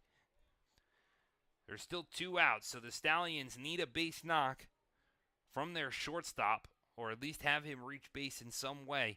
Keep the line moving to bring that run around. The 0-1 from Van Alsten's in the dirt.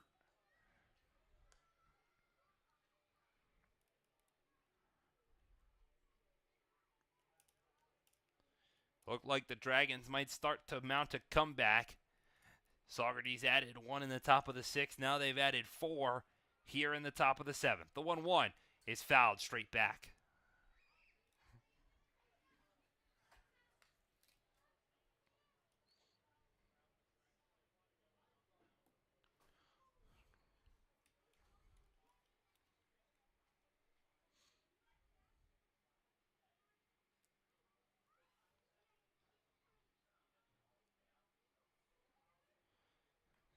So Van Alsten comes set, takes a look at second. No one's holding him on.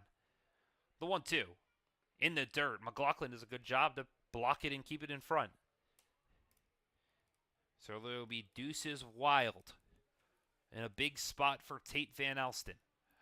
It's 2 balls, 2 strikes, 2 outs to the 2-hole hitter Reese Maroney. 4 runs have already come home to score here in the 7th.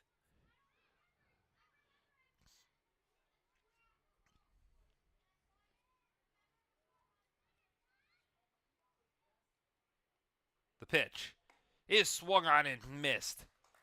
Van Alsten gets his first strikeout as the Stallions strand a runner on second. An important mercy rule run, which means we've got to play the 8th here at East Field.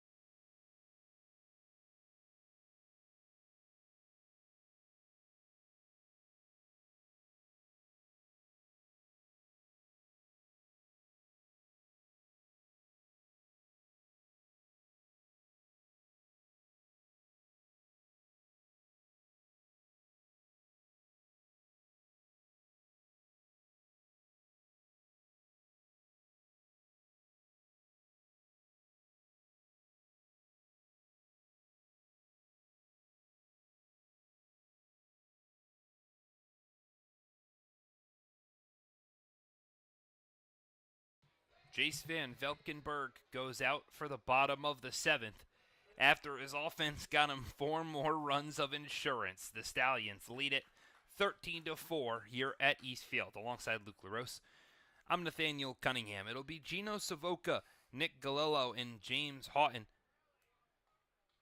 to come to the dish here in the bottom of the 7th.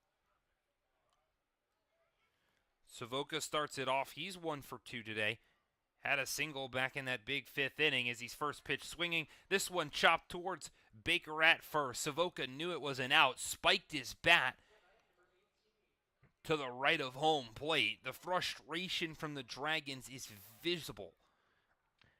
It's a first pitch, 3 unassisted for out number 1. Savoca usually vocal, but a little bit more now that the game's getting out of reach, and he made a play like that. Nick Galello steps in. He takes the first pitch, swings at the first pitch, strike. Savoca's got a couple of reasons to maybe not be the happiest camper today. He's made a couple of mistakes defensively, swinging at some pitches, maybe some calls. Umpires have not been perfect by any standard today here in the PGCBL. The 0-1 from Galello is fouled off towards the Stallions' dugout. So it's really just been a rough day for Glens Falls and a rough 2-day stretch. Game 1 against Amsterdam yesterday. The Dragons, they looked like they were going to compete. It just looked like Amsterdam outslugged them 5-2. The win was that in favor of the Mohawks. And then in Game 2, you saw the best team in PGCBL history come to life in a 9-1 victory. But today, it seems like Saugerties is making that Amsterdam team look weak, as Van Valkenburg gets a big swing from Galello for his first strikeout of the day.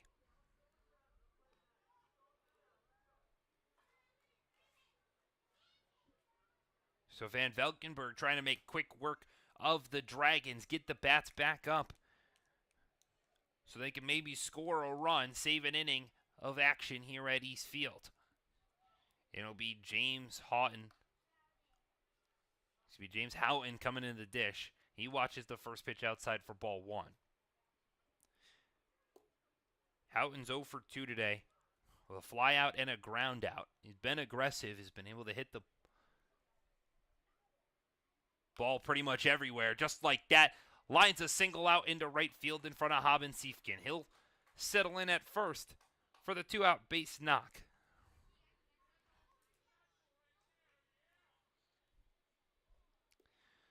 So the catcher, Brendan McLaughlin, will come to the dish. He's 1 for 2 today, has an RBI double, again back in that big 5th inning. Through the first 4 frames, it was perfection from the Saugerties pitching staff. Derek Constance went the first 3, then Virgil Heath went the second, and then that 5th inning from Heath where the Dragons scored 4 are all the runs they have today. The first pitch to McLaughlin is outside. And I think it's a positive sign for Glens Falls to see McLaughlin come alive offensively. Got his first extra base hit, just his 3rd hit of the season today. It's a miscommunication from Sanchez and Van Valkenburg, so the pitcher steps off to reset. Gets the pitch he likes, comes set, and takes a look at Houghton at first. The pitch swung on and missed from McLaughlin.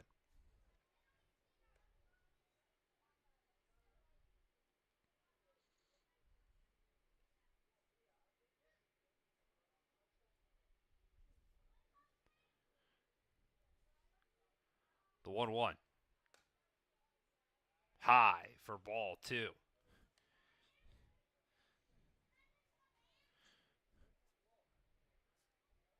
McLaughlin's allowed quite a few balls to get by him today. A couple of wild pitches from the entire pitching staff as he swings over that pitch for strike 2. So now there's 2 balls, 2 strikes, 2 outs here in the bottom of the 7th. Houghton stands over at first. The pitch is fouled straight back.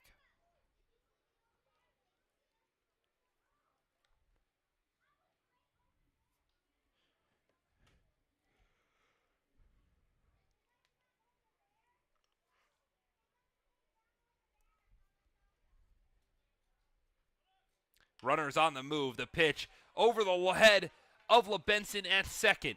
Fitzsimmons will grab it as Houghton goes to third. The hit and run for the Dragons works to perfection as Van Valkenburg immediately chaps his test. He looks over to the dugout. He says, "That one's on me." He's asking to get this final out here in the bottom of the 7th. So there's runners on first and third with 2 outs. And Travis Stroh comes to the dish. McLaughlin picking up his second hit of the day, fourth hit of the season as Stroh takes a big cut over the top of the first pitch. Stroh is 1 for 2 as a strikeout and a single. Did them in back-to-back innings, the fourth and the fifth.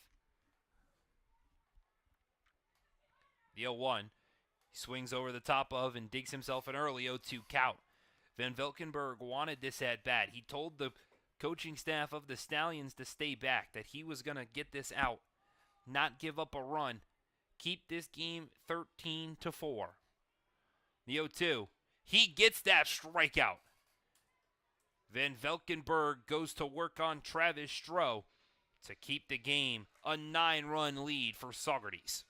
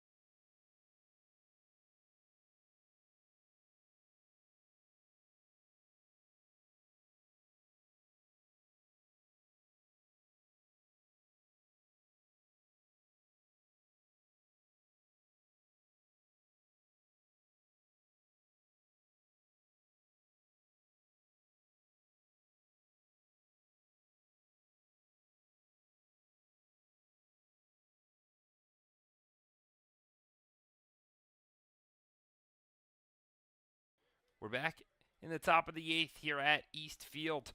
A couple of defensive changes for the Dragons, maybe in part to Gino Savoca's reaction after grounding out on the first pitch. Christian Moat steps in for him. He'll take over duties at second, while James Houghton will move over to short.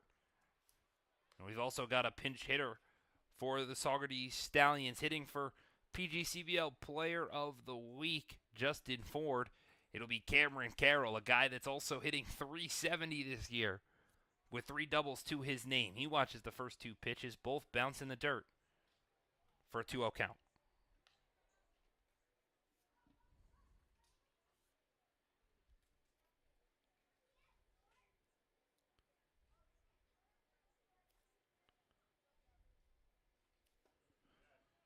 Carroll, watch that first pitch in there for strike 1.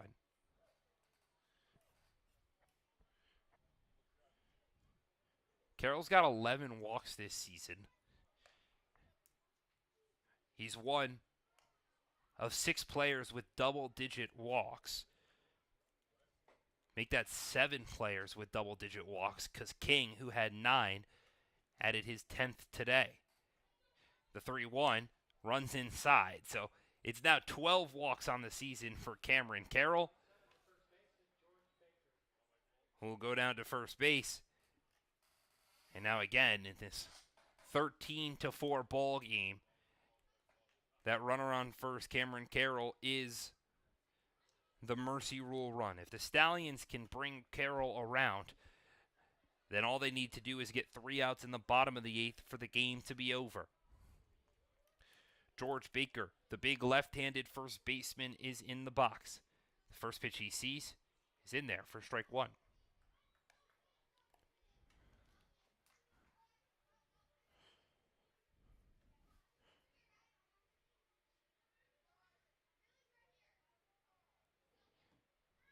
Van Alsten back on the mound for his second inning. The 0-1 bounced in the dirt, gets away from McLaughlin, will allow Carroll to reach second with ease.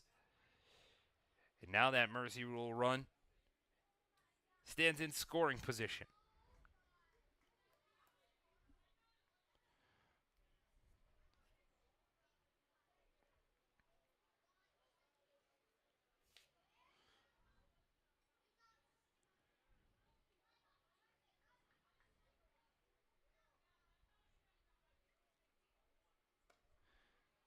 The 1-1 misses outside for ball 2.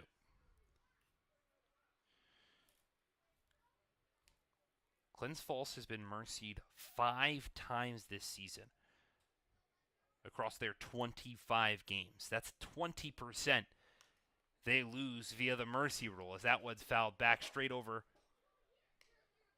Lands by the broadcast booth of the Saugerties Stallions. Luckily, we've got a roof over our heads, some windows in front of us. The trailing squad does not, so taking a tough beating due to George Baker, who hits a weak foul ball, but count evens to 2-2 for Van Alsten as the pitch runs inside, almost gets away from McLaughlin, and it'll draw full.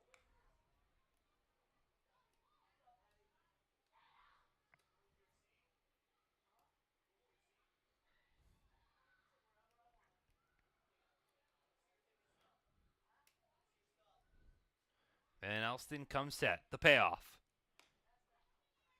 is outside for ball 4. So Baker will have his first walk of the day. Has reached via a single, a double, and now a walk now. Has a ground out and a fly out. So done a little bit of everything. Has a couple of RBIs, a run to his name. George Baker is having a heck of a day here at East Field. Just has come at the expense of Glens Falls. So it's Travis Hobbins-Siefken who steps into the box now. The big right fielder is 2 for 4 with 3 RBIs today, or excuse me, 2 RBIs today and a run scored. Van Alsten so far thrown 28 pitches and only 10 strikes. Really just struggling to find the zone. The story of Glens Falls over the past 3 games is he throws his 28th pitch in the dirt. Those 10 strikes do include fouls or balls put in play, so realistically it might be even less than that.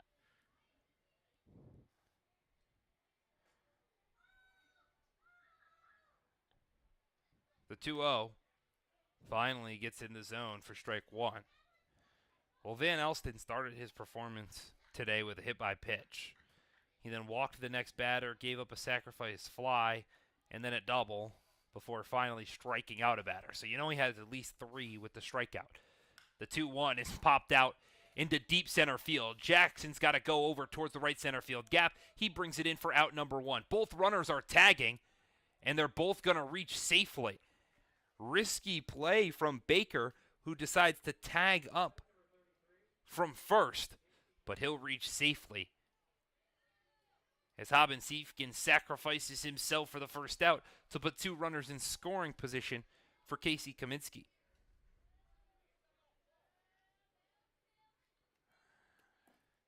So Kaminsky, who's 2 for 4 today with an RBI and a run scored, takes a big cut at the first pitch, but he fouls it weakly behind home plate. If he can put one deep into the outfield or get one down up the middle, that'll make it a 10-run ball game. Van Alsten doing everything he can to prevent that. Give as much time to the Dragons as possible to try and make a comeback.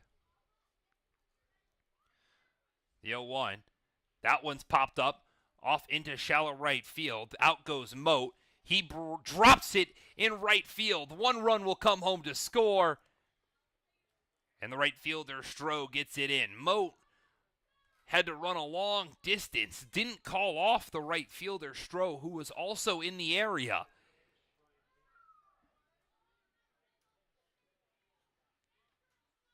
And it's going to go down as a single. with that 14th run coming across the plate, and the Stallions lead it by 10.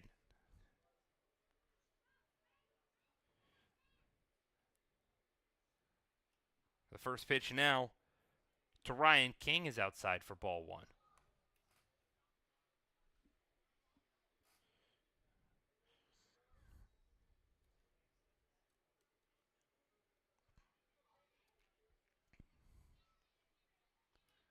Runners on the move. The throw down. McLaughlin had an excellent throw, just not in time. So Kaminsky will grab his first stolen base of the day, move himself into scoring position with a 1-1 count, now facing Ryan King. Kaminsky grabs his 10th stolen bag of the season as the pitch is popped up. This one looks like it's a lot more containable for Moat in shallow right field. He brings it in. Runner faked like they're going to tag, and Moat will just jog it back to the pitcher's mound.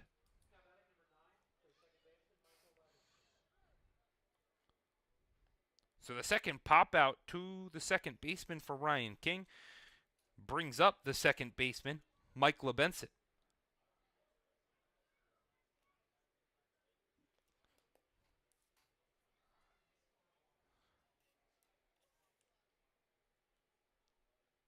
LeBenson's 0 for 2 today. His first time up, he lined out, then reached via fielder's choice. Since then, he walked and then was hit by a batter before coming around to score. The 1-0. In there for strike one.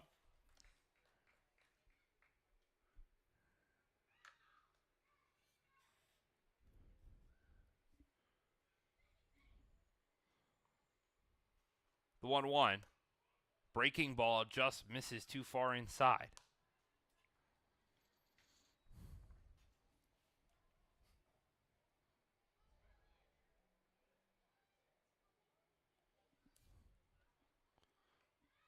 The 2-1 is popped up out into foul territory along the right-hand side. And Van Alsten's one pitch away from getting out of it.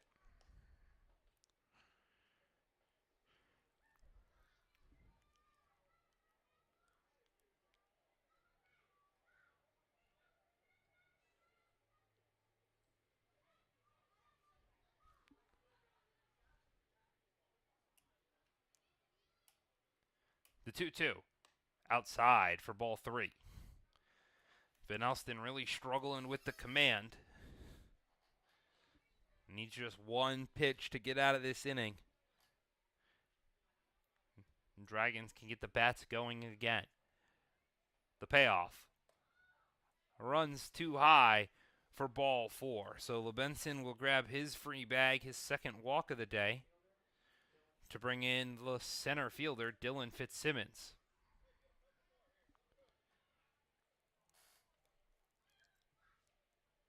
Fitzsimmons, his only hit today was that homer back in the second inning. That made it, at the time, a 4-0 ball game. He takes a half-hearted swing, and they'll say he went around for strike one. Saugerties has put a run across the board in every inning but the fourth. They went 3-1-2-0, 2-1-4, and now they've put up one more here in the top of the eighth. Glens Falls, on the other hand, has been shut out in every inning but the fifth, where they put up a 4 spot on Virgil Heath. The 1-1 is popped up into left field. Gallagher settles underneath it and stops the bleeding for the Dragons. It's now a 10-run ball game in Saugerties. All they need is 3 outs to end it here at East Field.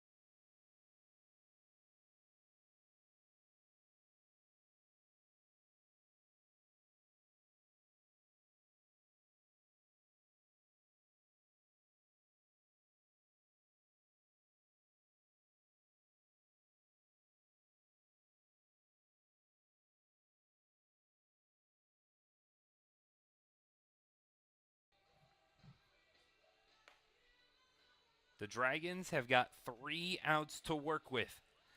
They need 1 run to get it to the 9th inning here at East Field. It's a 14-4 ball game with Saugerties in front. I'm Nathaniel Cunningham, joined alongside Luke LaRose, and it's just been domination from Saugerties from the start, Luke. Even with this Dragon squad making an effort in the 5th, it's been all Stallions ever since. Yep. The first pitch to Tyree Jackson is in there for strike 1. Outside of Virgil Heath's little blow up in the 5th inning, Glens Falls just not been able to do anything against this pitching staff. As Jackson lines out to the shortstop Maroney for out number 1. It's pretty much the definition of how today has gone. Glens Falls has put a lot of good swings on the ball. Just nothing has found green grass. And a demoralizing 2 days here at East Field are about to come to an end. Maybe a road trip for the Dragons is what they need. Get away from home and come together. Something's got to change because the Dragons right now are getting pummeled. The 1-0 pitch to Trent Jenks misses upstairs. Don't know if you noticed this, but Michael Sweeney pinch hit for Trent Jenks.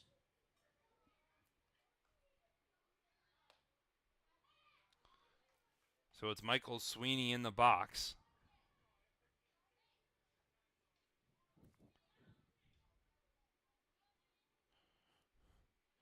He chops this one weakly on the ground over towards second. LeBenson fields it cleanly, stops, and throws to Baker for the second out. So even the pinch hitter isn't working. Nothing is working for Glens Falls. They've got 1 out to work with here in the bottom of the 8th.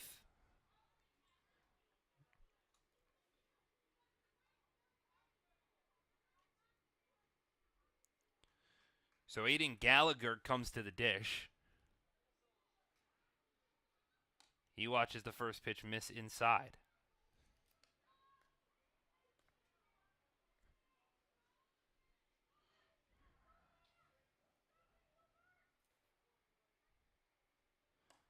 The 1-0 is in there for strike 1. Gallagher so far today, 0 for 2, reached via hit by pitch to start the 5th inning. He would come around to score in that big frame. The 1-1, Gallagher fouls it off, and now the Stallions need just 1 strike.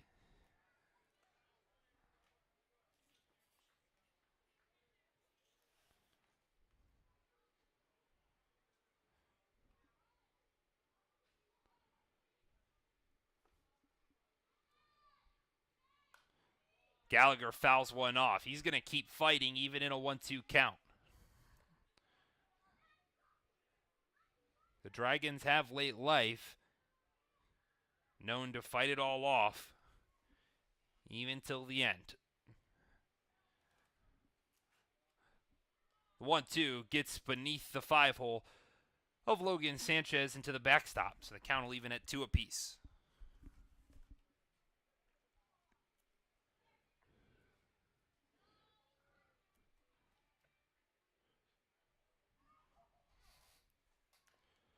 Gallagher fouls another off. And some music played just a little outside. Maybe some premature celebration from some Stallions fans. The 2-2. Outside draws the count full.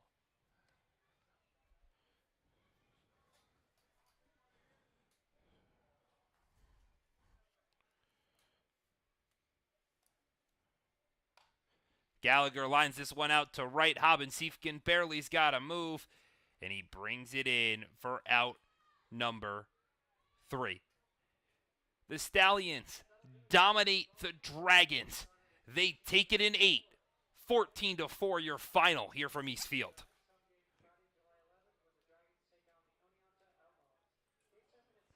Feel like a broken record, but just another night you want to forget for Glens Falls. Nothing went their way, not hitting-wise, not pitching-wise, not fielding-wise. All 3 facets of the game gone south for Glens Falls. Not a performance that Glens Falls will want to remember, and not really a weekend they'll want to remember at all. They hit the road to go take on the PGCBL's best Amsterdam Mohawks, so it doesn't get any easier tomorrow, but that one at least is on the road, so Glens Falls will get a chance to maybe reset, come together as a squad away from Northern New York. It's Virgil Heath who gets the victory. He was the one who pitched in the 5th inning, even though he gave up those 4 runs in that 5th frame to the Dragons. Well, it's Cameron Biller who gets the loss, and hopefully he's still okay after taking that ball off the hand from George Baker. Saugerties had 14 runs on 11 hits, 2 errors. They left 10 on base. Glens Falls had just 4 runs on 7 hits, 1 error, and they stranded just 4. Domination from Saugerties, who advances to 17 and 10 on the year, while the Dragons drop to 9 and 17. They fall to 4 games out of that last playoff spot, and something's got to change quick if they want to make it. From our entire staff here at East Field in the Glens Falls Dragons, it's been a pleasure alongside Luke LaRosa. I've been Nathaniel Cunningham. The Dragons drop their 3rd straight 14-4 to Saugerties.